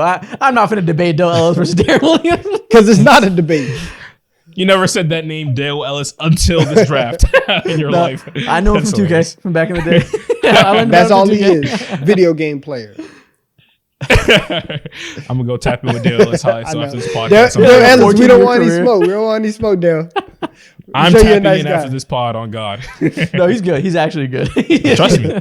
Swear to God, I'm tapping. You in. keep saying I that. You don't text have to y'all about it. convince me. He's already on your team. I'm not picking him. It's okay. MVP Derrick Rose, Dwayne Wade, Dale Ellis, Gallo, and Dwight Howard. I got basically it's the version back when Dwight Howard was playing with all those shooters. We had what's his name? Turkoglu. I got another one of those Turkey big white glue. boys. You bastard. You said How you turkey say it? glue. It's just, Turkaloo. It's just turkaloo. He knew turkey. He said turkey leg. Oh, up. the G sound, Turkey yeah. glue is hilarious. I love that. Messed up. Turkoglu. I love that. Turkoglu, bro. my bad. That's like what I call Victor Wembanyama. Oh, Wembanyama. Ew. The wet bananas. That wasn't even funny. That was just wrong. Like, that's just not his name. Yeah, man. Let us know who you think won. Fit over team. Fit over talent. Anyways, next thing we're gonna do. What do you want to do next? What do the NBA fits? Yeah. Let's go ahead and get that out the way. Let's go ahead and get All right, that man. out the way. Ladies and gentlemen. There was a popular picture going around the internet of Tyrese Halliburton wearing a fucking Peaky Blinders ass outfit. We're gonna talk about that and other NBA outfits. We're gonna rate them from 1 to 10. Yeah, exactly, y'all. I have some NBA outfits for y'all, and y'all be putting that shit on occasionally on the podcast. So I thought you guys would be perfect candidates to tell whether or not. Tell me whether or not if this player put that shit on or not on a scale of 1 to 10. So let's go ahead and see what's I next. love this. Okay. I love that Tyrese picture. It's hilarious. So 1 to 10. Let's go. Let's go. So Tyrese Halliburton. Listen, I'm not gonna lie. This is hilarious. This is a fit. This actually is like a decent outfit. Like, I'm giving this a 7 or an 8. It's not bad. I like the vest. I like the long sleeve. I'm a good fan of some light jeans. But that hat, he's repping the Peaky motherfucking blinders. I cannot unsee it. Listen, this is elite. This is elite. Amazing reference picture from They Killed the Jonathan Majors. Hold up. Yeah, exactly. And everyone's calling him Most Def. Exactly. He's listening to Talib Kweli in his headphones. It's hilarious. He definitely was at a Chappelle Show recording in 2005. Like that's where he was at. I actually like this fit from him. It's just from a different era, but it's a good fit nonetheless. I would like this fit if it was like 1907 and if he was a train conductor. I just imagine him saying, all aboard, just honking that bitch, and I just see people running late to that bitch. I imagine him being 6 years old with a wicker basket going, extra, read all about it, throwing fucking newspapers. Not too much, not too much. extra, read all about it. Ugly ass. Oh my god, I imagine that. Got the nosies. This is a 5. It's a 7. This is a 5 to it's me. Good. I might wear it. You might wear it. I need to. Because you're also an old head. I need to get me a hat like this. Oh no! I disrespect the past, man. You can't do that to your aura. Embrace tradition. Reject. Stop respecting your elders so much. You don't gotta dress like them. It's hilarious, bro. What's next? Ooh, so we got Kyle Kuzma. Dude, is this a Did he trash put bag? that If shit on? if you're at Fashion Week, this is a 10 out of 10. Those misunderstood people love outfits like this. On a day-to-day basis, he could barely breathe. He hits over his nose and at his mouth. He cannot breathe. This is a suffocating outfit. It's a 4. It's not practical. This looks like he's in an institute in a program, and he's wearing this to protect himself for his own safety of him and those You around him. danced around. You danced around what you really wanted to say. I feel that. I see that. Yeah. He can't be left unattended for more than 20 minutes. Crazy. Listen, man. Nah, this is terrible. People, you put on some Rick Owens shoes, which is just some designer Converse, and you think you got it on. Kyle Kuzma, you failed on this one. This is not a good fit. He looks buoyant. Like if I'm in a boat, I'm going to see him in the distance floating up and down to show me the shores coming close. He would have survived on the Titanic for sure. For sure. He didn't need the door. He didn't need the door. Get this shit out of my face. He looks like a boss level villain in like the Power Rangers or some shit like that. You know, before they go ahead and morph into like 10 times the size, he's one of them dudes. He's Little goblins? dudes. Yeah, exactly. One of them goblins just sprout and demolish the city. He can take a hit. Yeah. I will say though, This man can take a punch in this, I guarantee all it. black, fire. This is a 5? 0. Zero? No, it's a 0. It's a 4. Keep it 0. moving. 3, 4. We're moving. What's next? Ooh, my we God. got James Harden putting on that shiesty. This looks Photoshop. Is this real? This is real as crazy. fuck. He put that shit on, did he? Or did he not? Is he coming off the set of Lazy Town? This is crazy. No, he had to do. Listen, I know that for sure. The game before this, he shot 2 for 17. He didn't want anybody to see his face. He just wanted to get into the arena, do his business, and do all that. What is this? What is this? Yeah, him and JoJo Siwa hit Neiman Marcus and went crazy. If you had a 3-year-old color in a coloring book, this is what it would look like. They just use the brightest colors possible. Nothing makes sense. And then somehow you put on the iciest chain possible. Yeah. And for that, I'll give it a 5 just for the icy chain. It saves facts. Exactly. This is an easy 5. I agree. What's next? Ooh. Next up, we got Dylan Brooks. Now this Stone Cold Steve Austin ass fit. This is crazy. 315. Where are the goddamn beers at? He better be crashing them bitches when he's on the court.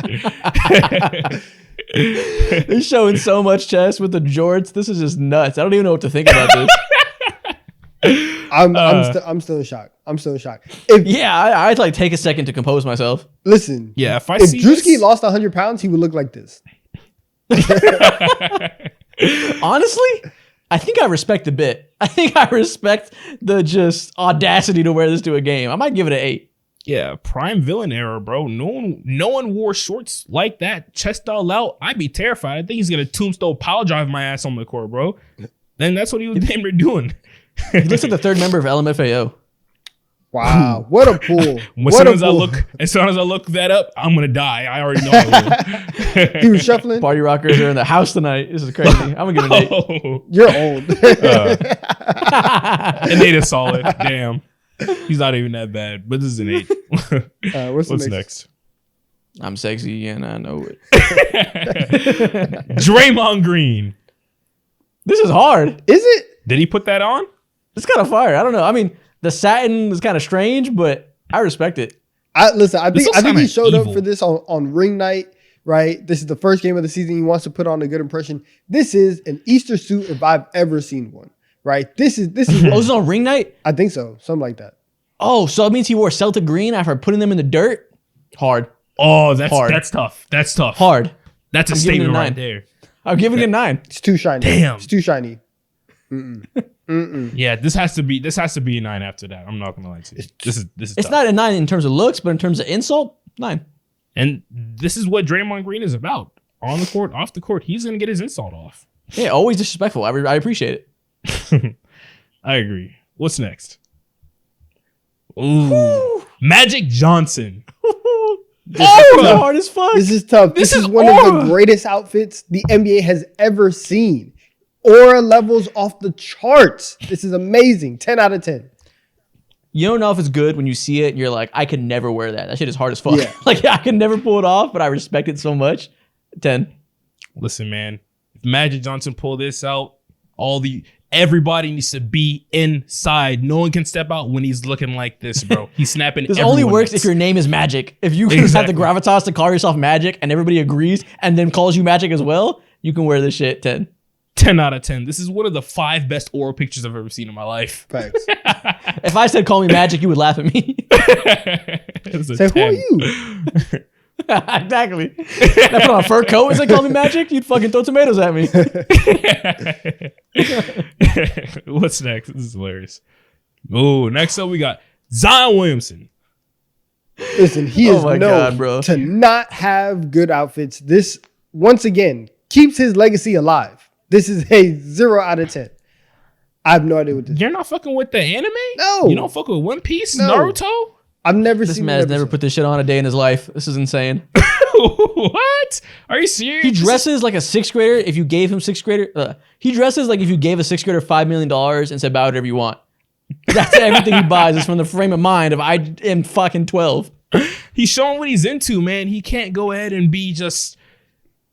He can't just show what he's interested in? No. No, I respect it. I got some anime I don't. t-shirts. This is just not nice. Listen, you respect it. I don't. You're a millionaire. Get a stylist. Get a stylist. There's people out here who will dress you. You don't even have to do that. And especially, The problem isn't the anime vest. It's that he paired the anime vest with the anime pants and the anime shoes. Like it's just tacky. Pick exactly. one. He clearly doesn't know how to do this. Get some help. Call somebody. I follow stylists on Instagram. I will DM them to Zion so that he knows who to call. Please. 1-800. Ask Brandon put Ingram. that shit Ask on. fucking Hawkins. Ask somebody can help you. I promise. I promise you, Jonas Valanciunas has more drip than Zion, and that's a problem. That's crazy. Herb Jones has your back. I promise. Now Herb Jones is the wrong one because this man Never be wearing mind. tracksuits. Stephen McCollum has your back. Forget the players. Willie Green will have him dressed in something better than this. Hey, listen, Adam Silver's a phone call away. This is why. God. This is Got why you. the dress code needs to be reinstated, because we cannot have NBA players on the sideline looking like this. I guess I'm alone 1. here. Damn, Zion. 0. I was with you, but the guy said a 1, so I gotta go with 1. What's next? I think That's the last one. it.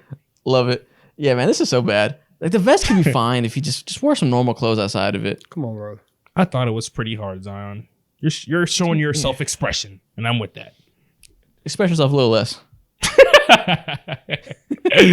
Have some decorum. Decorum. No, he definitely looks like he was in middle school. He had a game that day. We used to dress up for the basketball games. You saying that he slept next to that outfit the night before? Hit that Yeah. bitch on the bed? Yeah, exactly. That's for first day of school ass outfit. He's saying, I'm going to kill him with this one, ugly ass. You got the Sasuke Renegon shoes. Oh my god. Get outta He's here. probably running down the hall like anime. Oh God. Freaking anime right His now. arms behind his head. All right, man. Next thing we're gonna do something that's a little similar to things we've done in the past. We're gonna guess NBA players. You know, one of the main first segments we had that started was guess the NBA player in 20 questions. It's gonna be similar to that, but it's gonna be based. I forgot who I saw do it. I saw somebody on TikTok do it today where you had 3 hints. Okay. So we're gonna do it that way where the goal here is to guess the NBA player I'm thinking of and as least hints as possible. Ooh. So I'm gonna start off and give you 1, then I'm gonna give you 2, then I'm gonna give you 3, and we'll see if you can get it with less than the smallest amount of hints possible. All right. Sounds good. So Okay. real simple. Guess the NBA player I'm thinking of in the least amount of hints possible. First Let's do off, it. he wears red. Okay. Okay. First guess on the board. DeMar DeRozan. Incorrect. Do we each get 3 guesses? Let's say you each get 1 per, or I don't know. We'll fill it out. All right. I'm gonna guess Alperen Şengün. Ooh, good guess. It is not Şengün. Okay. He said good guess that might be on the same team. Okay. Is this Fred VanVleet? It is not Fred VanVleet. Damn. Is this Jimmy Butler? Nope. Okay. All right. We'll give you guys 2 guesses per hint. Okay. Sounds good. Second hint. He's below 6'5". Oh, this Below is 6'5". ridiculous. Below 6'5". This man is vague. He doesn't want to see us win. Below 6'5". There's someone on the Rockets that I want to say his name, but I literally can't think of Is it because this- he doesn't get any burn like that. Is this Emmanuel Quickly? This is not Emmanuel Quickly. That was good though. Okay. That was a good guess. I know you like that. I see the pool potential. I see I know you. you like that. Yeah. This, You're I'm wrong, gonna- but almost. but I'm right in spirit, so I'm gonna take that. It's okay. Also wrong in spirit, but keep Nah, going. I'm right. It's fine. I'm going to stay in the same conference, same team. Is this Asar Thompson? This is not Asar Thompson. He's above 6'5". Okay, one last guess. Oh, Or I guess guess for this. Tough. Is this Trey Young? Ooh, this is not Trae Young. See. Damn, he said, ooh, like you're going to get that bitch. You're a terrible person, Isaac. Sold my hopes. Okay. Damn it. Did you run out of guess? You have one more. One Right? more. Yeah. One more. Okay. Let me switch conferences. Is this Jose Alvarado? He doesn't wear red. I said switch conferences. Yeah, he's on the Pelicans. They don't wear red. They do. Last hint. He has an iconic haircut. An iconic haircut. Red. I'm through with the layup. It shouldn't be that hard.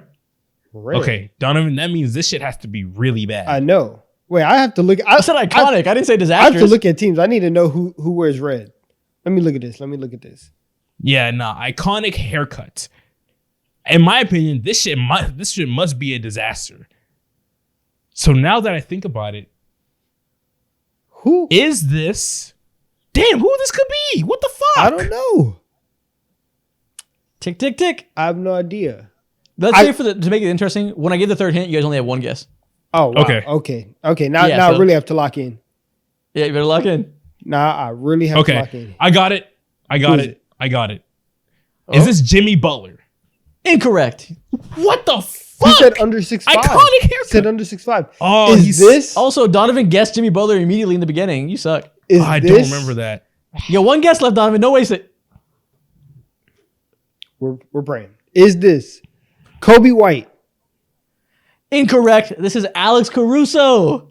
See, this is He has my a bald problem, head. man. What You talking iconic about he haircut has is an that? iconic hair. He's bald. He's the average man. And that's iconic. He's the bald mamba, bald eagle. Like that. This was so I'm gonna easy. start hosting these TikToks. Isaac is actually Dinosaur. This is so easy. no. You He's do- iconically You do bald. this all the time. Famously bald I'm not as gonna get fuck. mad. It's fine. I was on the same team. like, I I'm said not the gonna get mad. Bulls. Damn it. It's okay. Famously bald as fuck.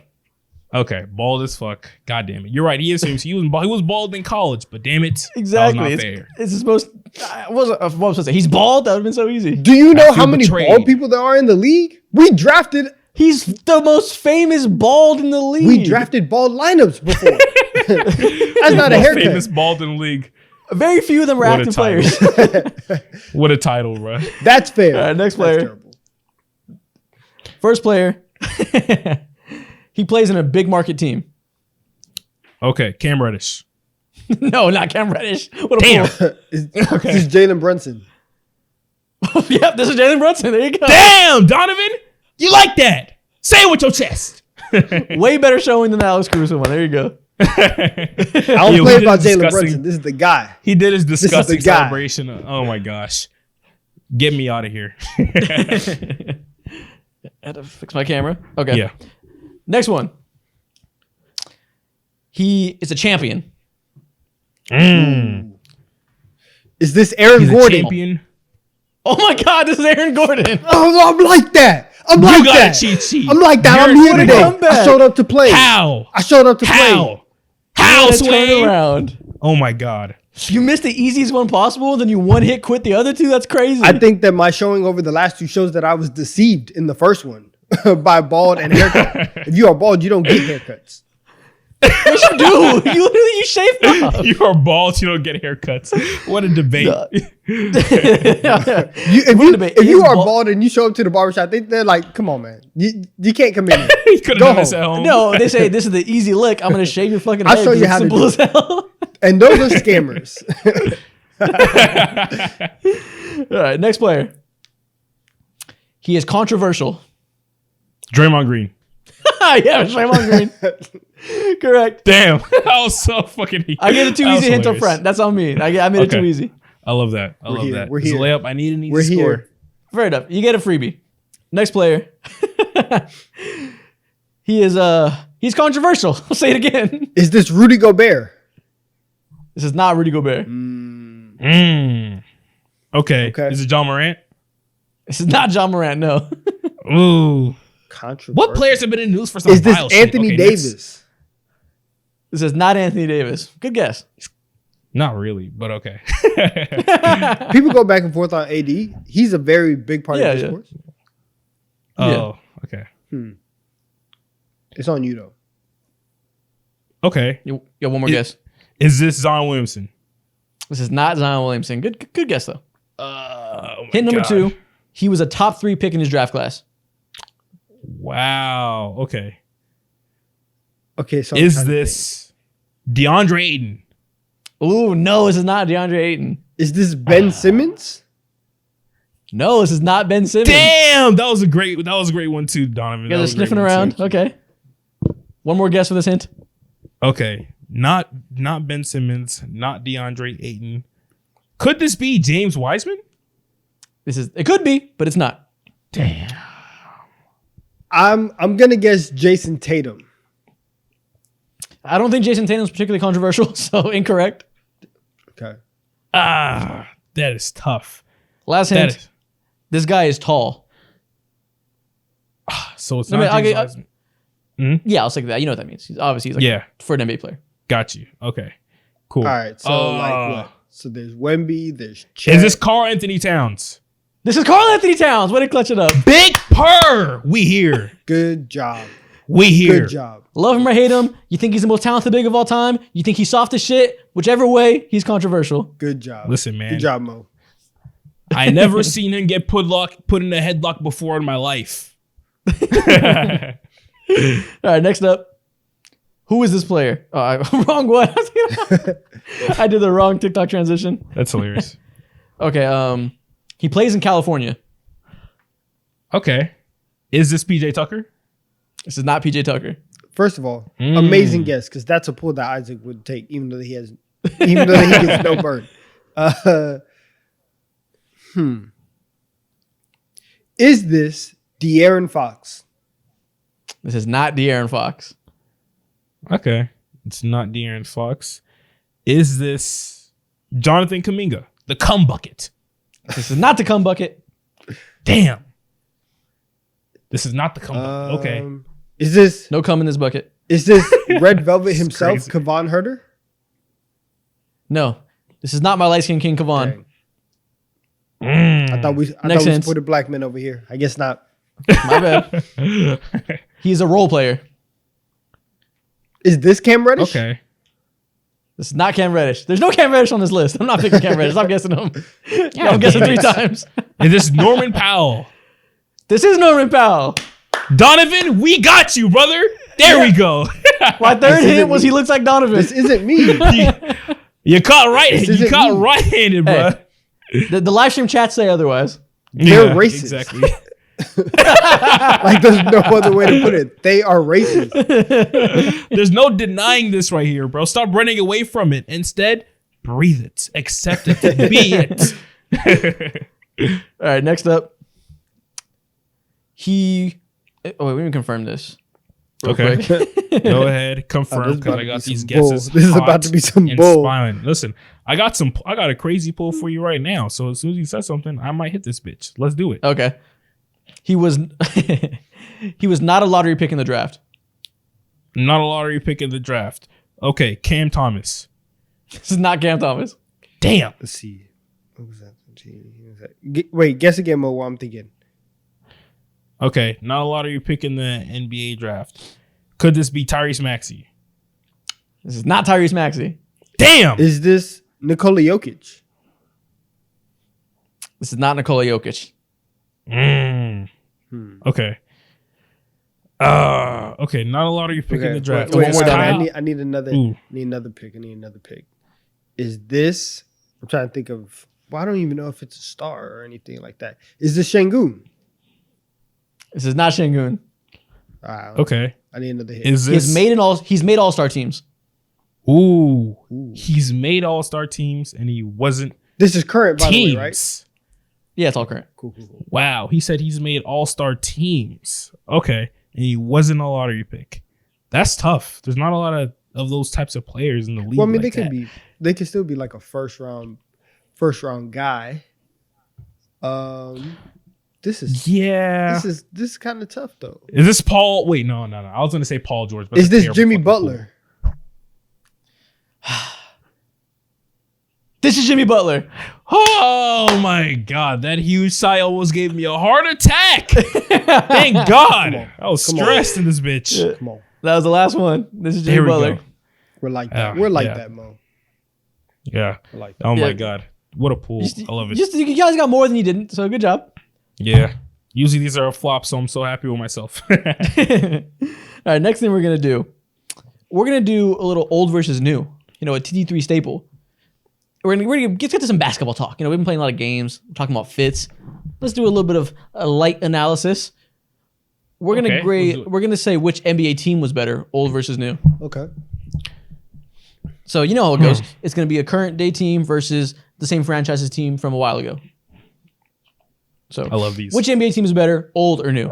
First up, the Lob City Clippers versus the 2023 Clippers.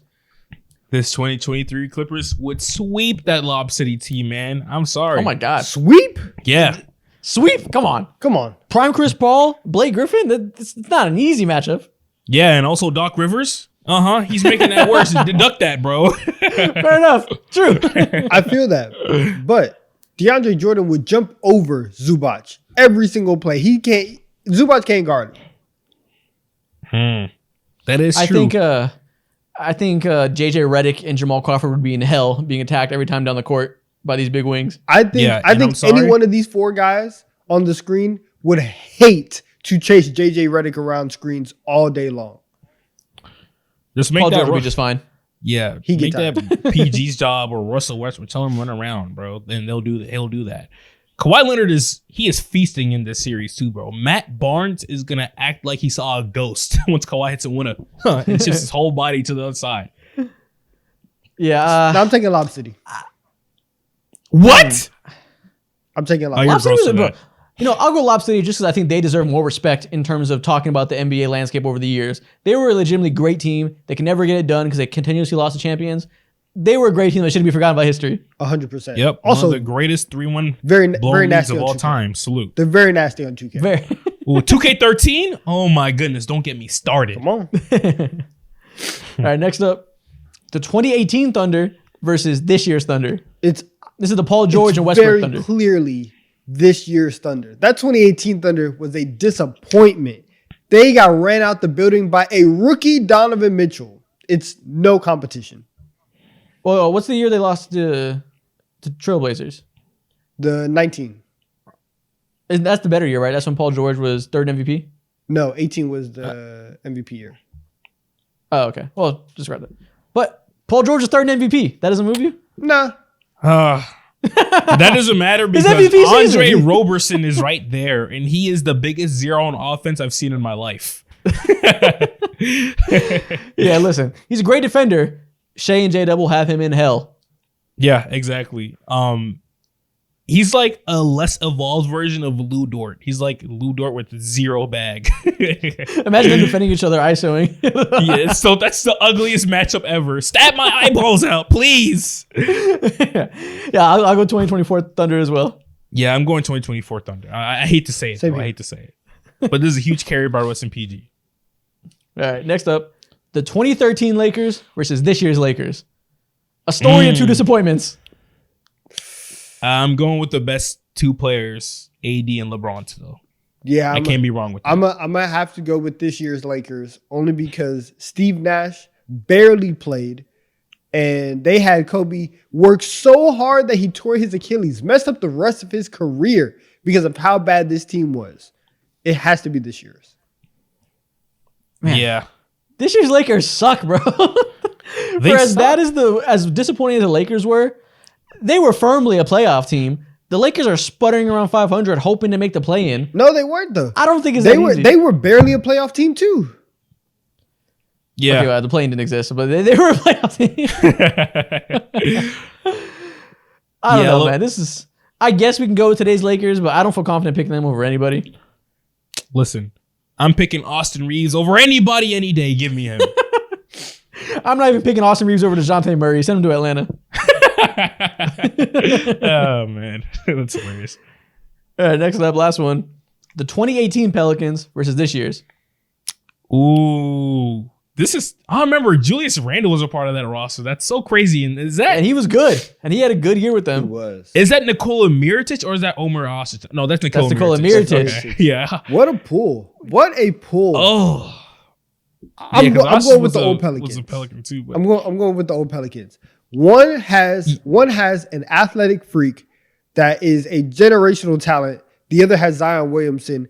2018, Dude! 2018 is winning.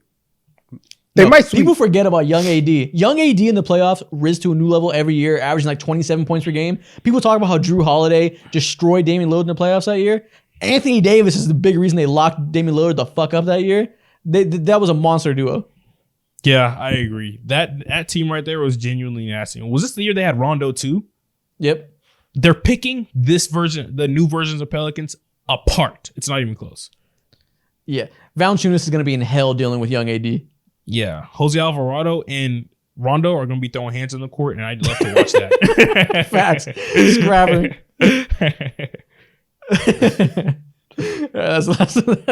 What a visual. Just Yeah. imagining. I think of the picture of Rondo squaring up in my head to Chris Paul. Yeah. Yeah. And Jose Alvarado pulling his shorts up. Yeah, exactly. Rondo was pissed Swing that first. he snuck Swing behind and first. tried to go to get the ball. Jose He's like, Alvarado's hands are "Motherfucker, gonna I'm be from New sideways." York. What you gonna do about it? You ever seen dude fight that squat down real low with their hands like sideways? That's gonna be Alvarado. That's funny. Pants up to his nipples.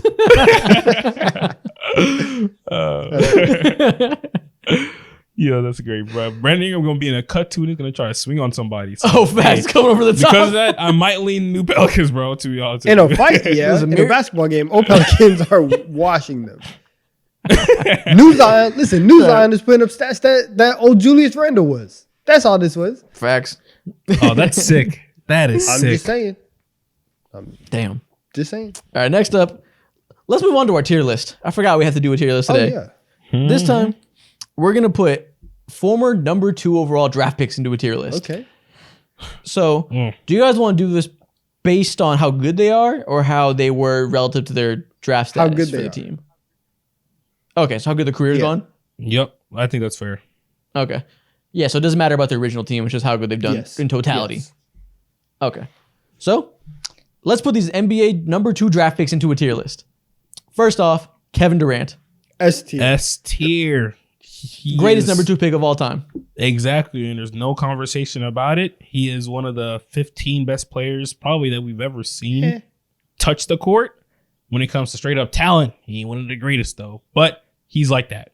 He's top 15 greatest too, probably. He's up there. Top 20. Okay. Hating topic for another day. Next up, Ja Morant. Is he also S tier?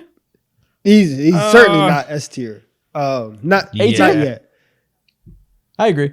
We can go A tier. Like, we can go A tier. He's already made like all-star teams. He's made all NBA stuff. Like when he's on the court, he's productive. So I'll go A tier.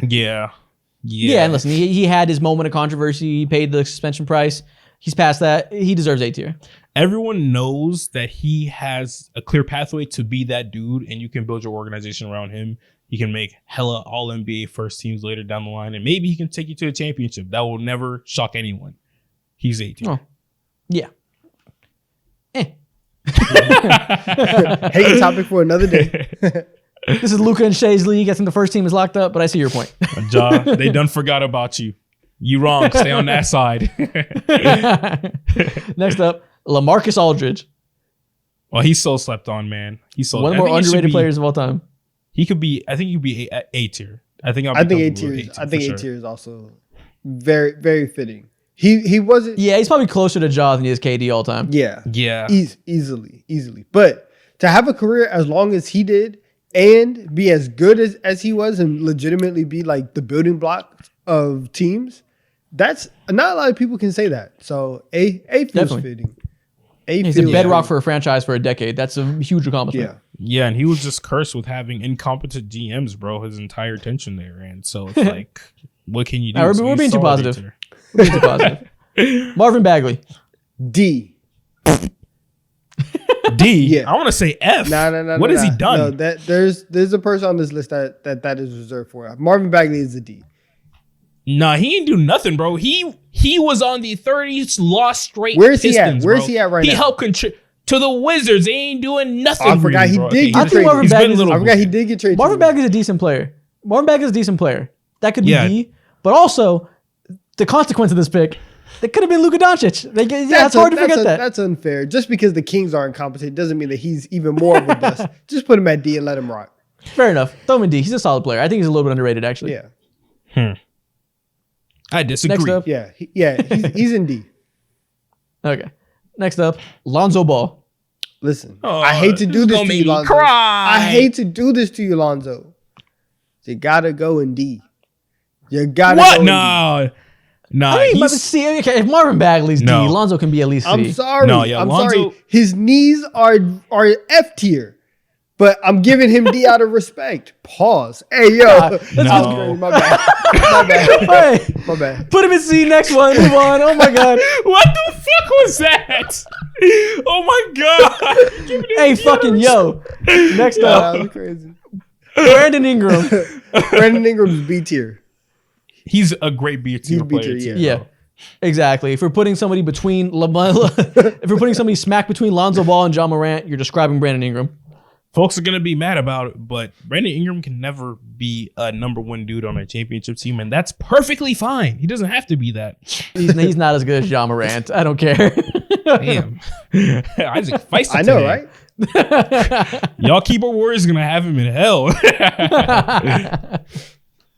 Next up, D'Angelo Russell. He's probably We could put him in S for snitch. Oh, okay. Okay, Nick Young. Well, I see you. We could do that. Apparently, Nick Young is still Nick mad Young about typing it right now. Facts. I mean, if Brandon Ingram's B, D'Angelo Russell C? Yeah, he's not better than Brandon Ingram or in that tier player at all, bro. I think he's soft. And I think the best year of Lonzo is probably pretty comparable to what we see from D'Lo today. Yeah. I agree. Cool. C's the good role player tier. This is actually like the best tier list we made so far in terms of like very differentiated tiers. Yeah, I'm being honest. We're all-time we're great, all-star, all-time great, great all-star, low-level all-star, role player, trash. It's going perfectly. Yeah. Next up, James Wiseman. He has to go in F. Nikhil already put him in F. Let's keep him in F. Nikhil did it for us. He was supposed to be the next AD to Oh, God damn it, I can't even talk now. He was supposed to be the next AD according to scouts, so he has to be an F. Yeah, what were they cooking? 5 second round picks. Nothing. That's what it costs. That's what he got traded That's for? what it costs. Yeah, Troy Weaver, FBI investigate this man. No, if you're a top 2 pick and you get traded for second round picks during your first contract, F tier. Damn. Terrible. They couldn't even get Killian Hayes in that deal? Just Okay. second round picks? Listen. He was on the team. James Wiseman was on the team. It was him and Marvin Bagley, and they low key started playing Bagley over him. He was losing out. Marvin Bagley's nice. We're not going to disrespect Marvin Bagley. Oh, why is man, he I feel in so D-tier? sorry for Detroit fans. Because he's not that nice. Because he's nice. Kind of nice. But not that nice. Correct. He's not as nice as D'Angelo Russell, but he's kind of nice. A little nice.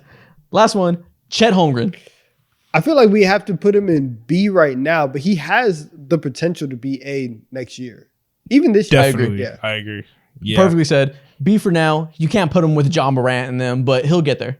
Yeah, and you can't put him with Lonzo and D'Lo either because that production is already there. Day one Yeah, as he's, a rookie. yeah. He And- walked into the league miles more valuable than D'Lo is. And he's already an all-star caliber player, bro. So that's rare Yeah. sight to see. Yeah. Guys, sometimes Donovan jokingly says, another perfect tier list from TD3, yada, yada. This is legitimately a perfect tier list. What do you mean? What Nothing do you mean should have been joking? I fixed. mean it every single time. we do perfection. I always over say here. this. Yeah. No, I picture perfect tier list. It's all completely logical. If you have any qualms with it, you're wrong. Leave us alone. Don't at me. We're good. I usually say this shit is trash, but this was genuinely good, bro. Yeah, we're fucking like that. All right. Sign me What up. do I got left to do? We have one more, I think. We got 2 more. This is a long episode, y'all. We're already 3 hours. We're going. It doesn't even feel that long Hey, either. listen. We're flowing. I had 2 energy drinks in here. I am ready. Give me 5 more. I'll devour them. Listen, Going on me y'all, right now, y'all, it's- y'all are talking about Look, that. if you want to go energy drink for energy drink, Isaac might win that because he's loaded. Listen, my stomach is Yeah. growling. So listen, audio fans, if you hear it on the mic, I apologize because it's going crazy right now. All right, man. Next thing we're going to do something that's more, it's still basketball focused, but it's also vibe focused, which is, I think, quintessential TD3. That's what we do. We're going to talk about NBA players and decide how fun they are to watch from 1 to 10. Okay. Pure vibes. Doesn't gotta be how good they are, anything. Strictly entertainment value. So rate these NBA players from 1 to 10 based on how fun they are to watch. First off, Joel I Embiid. knew this was coming. I knew he was going to be on this list. Joel Embiid is at Point of contention. he's at a 6. He's an el- He's at What? It depends. Oh my! It You're depends on only the. saying that because of the foul. Stop crying! Don't foul him. You are That's too big he's to a be 10. flopping like that. Get up. Man, watch your fast Get up. hands. Stop energy reaching. shifted. Get up. Stop reaching. You out here. Donovan went from 0 to 100 so You are quick. 7'1". Yeah. You're too big to be moving like that. Acting like somebody Oh my 6'3" God. pushing you around. Stand up. I hear you. I see you. I counter with grow the fuck up. No. I think people It's that cry about dependent on fouls. the night. It depends on the night. If it's a night like last night where he was scoring 70, 10 out of 10, 11 out of 10. If it's a random Tuesday in Indiana when he's doing all this flopping, I'm turning that off. Listen, man, get your defensive stance up. Get your defensive discipline up. It's not my fault you don't have the skill to go ahead and move your feet and be toe to toe with me. He's 10. Yeah, I'll give him an 8. I think I understand the foul baiting stuff. If people don't like it, grow the fuck up. We're witnessing one of the greatest seasons of all time, one of the best scoring seasons we're ever gonna see. Sometimes. One of the most skilled big men of all time. It's incredible to watch if you're not a pussy. 10. I'll give him an 8. Hop off. Next up, Steph Curry. 10 out of 10. 10 out of 10. He is one of the 5 most fun players to watch in history. I would say 3. Fuck it. Let's push that. History. He's like that. He's one of the most we're talking- unique players in NBA history. You will never, ever, ever see a player as good as him play the way that he does. Producing a kill, put the jersey on. Put the Steph Curry jersey on. Yep. Love that. Yeah, normally, on a normal year, totality of his career, I would agree with you. 10 out of 10.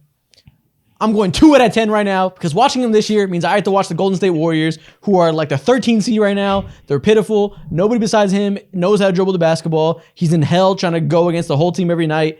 It's awful hoops to watch as somebody who likes watching Steph Curry. Brother, You be see, a I don't know crayon why you eater do- and watch highlights. Yeah, exactly. I don't know why you do that to yourself, bro. Just go ahead, type up Steph Curry highlights, and you're good, bro. Watch them. I love the game too much. Like, I gotta watch all 4 quarters, and I don't like it anytime I do it. I'm not watching Dario Saric, bro. I'm sorry. I've seen so many Dario Saric pick and rolls. You have no idea. But he kind of nice though. Low key. I've seen so many Corey Joseph minutes. I'm scarred. Okay, that's okay. You're right about that. I'm in hell. 2 out of 10. Damn. Next up, John Morant, the Gen Z He- People's Champion. Is must see TV And from must the see post game Instagram. interviews 10 out of 10. to the for the post interviews to the gritty that he popularized last year. Mo, do the gritty right pop- now. I can't do the gritty. That's one move I haven't mastered in my bag. You got to show me how to do it, bro. Show me how to do it on stream. Actually, Can you do the thug check? Monday 8 p.m. Isaac, leave me alone. God. Yeah, man. There's never been an easier 10 out of 10 than John Morant. We don't even got to say anything. He's John Morant. The posterizers, come on now. What are we talking about? His unsuccessful posterizers are more entertaining than most people's entire highlight reel. That's so facts. That's true. It's ridiculous. All right, next up, Devin Booker. Listen, His game is so methodical. he kind of been cooking this year. He's great to watch, He's especially been now he's cooking over unlocked the his last- passing. Yeah. He's been cooking over the last few years. I want to You know what I'll say? this a 10. I think he has like a 6 out of 10 highlight reel. But when you watch full games and see him impact every play and do all the footwork he does, do all the off-ball movement he does, do the passing, all the 3-level scoring, then it's like a 9. Like he really impacts the game from every level. Yeah, that's fair. Yeah, I can get with that. We'll go 9. He's a textbook bucket getter, bro. The elevation that he get on his J is smooth as hell. He's a 10 to me. Unless you're watching him in a closeout game, then he goes down to like a 2 because he shoots 12% from the field. Okay. We don't talk Big about game that Devin on Booker that is side. not. Joel Embiid allegations are around the corner. I'll say that. No, that's crazy. There you go. There you go. Hyperbole. Get the hate off. I've seen him play the Mavs in the playoffs twice. Embrace hate. I've seen what Luka Doncic does to him. But I also saw him not miss a shot going against the Denver Nuggets just last year. So That was 2 games. What happened the other games? it happened. Tell me what happened in game 3. What happened? Tell me what happened in game 2 first. We're gonna go band for band on good and bad games from Devin Facts, Booker. exactly. It's never ending. All right, next up, Jason Tatum. Listen, for Five. the first 46 minutes, His face looks so big in yeah, the picture. it's crazy. Yeah. For the first 46 Smiling. minutes of a game, 10 out of 10. For the last 2 minutes, 2 out of 10. He can't close So that games. nets out to about 4 or 5. Sounds about right. Yeah, I'll give him like an 8 on a normal circumstance. Playing the Miami Heat, 0. So I'll give him a 6 overall. Yeah, the game is nice to see, but the amount of step backs, reckless shots, it's like, come on, man. Well, that's a good point. He's very aesthetically pleasing, except for the fact that he refuses to drive to the rim. Sounds as like much you're as he calling wanted him to. sexy. Aesthetically pleasing. Oh my god. He's fun to watch until you realize he refuses to drive to the rim. So it's like so frustrating. It ruins the fun to some extent. Yeah. That's Exactly. that's a little bit too nerdy for me. I just think that like the step backs are like they're cool, but sometimes they don't go in. So it doesn't get fun. And no one talks about it like that, but his jump shot form does not look great at all. It's like these. Yeah. It's coming from the side. It's not that nice. I'll give him a 7. He's 5 for me. 6. okay. Next up, Giannis Antetokounmpo. This man is a 10. We've never seen something like this before. 7 foot, running like that, jumping like that, being that ferocious consistently. He's a 10. Bro, I'm so glad he won his ring so we could end the dumbass no bag talk. This man is incredible to watch. The fact that I've seen him dunk with his feet on the ground multiple times over the years, incredible. I think Facts. you are confused. And you think Oh my God. I think you are. I think that you think that people say that he's not good. I don't say that he's not good. I just say that he doesn't have a bag, which is kind of like I don't give a fuck. Watching him dunk is so fun. Exactly. A lot Go of to people the say NBA that. combine if you want to see somebody run fast and jump high. He has no bag. Do a hezzy tweet pull, right? Let me see it. You say- let me see it. Let me say see he's the done it package. Let me before. see the dribble You package. could say he runs you could say he runs halfback dive every play. I get it. I like watching Derrick Henry too. I'm giving him a 10. Woo, I'm with you. 10 on 10. All right, next up. Donovan Mitchell. Pictures are kind of Oh, wild. he's so underrated. He's a 10 too. Damn, I'm just saying 10 to everybody. You're munching. What is wrong with you're me? munching. Yeah, when I'm he munching? again, But he is a nice, munchkin. he's like Oh my God. Donovan Mitchell's like a 7. Sometimes he gets out of character. He thinks he's a little bit. He thinks he's Superman. Sometimes he's not really. He thinks keep in he's mind- Spider-Man. That's Keep his in mind, name. playoff Donovan Mitchell doesn't know how to miss a shot. He gets on Jamal Murray mode and just hits everything. Unless so that's he's also part of it. he's what playing the New York Knicks. Of course. Oh my God. Okay. There we go. Whatever, man. That was fun. No, I think That was fun. Yeah, that was fun watching him play Oh my the Knicks. God. That's a 10 out of 10 for me Oh god, personally. You're I set gross. myself up. He's a 10, bro. He's a high flyer and he can shoot on consistent basis and he's so fucking explosive. Exactly. He's a 10. He sees No, this in his he's nightmares, underrated athleticism for sure. in his dreams. No, definitely underrated athleticism. He wakes up and says, "Brunson, no."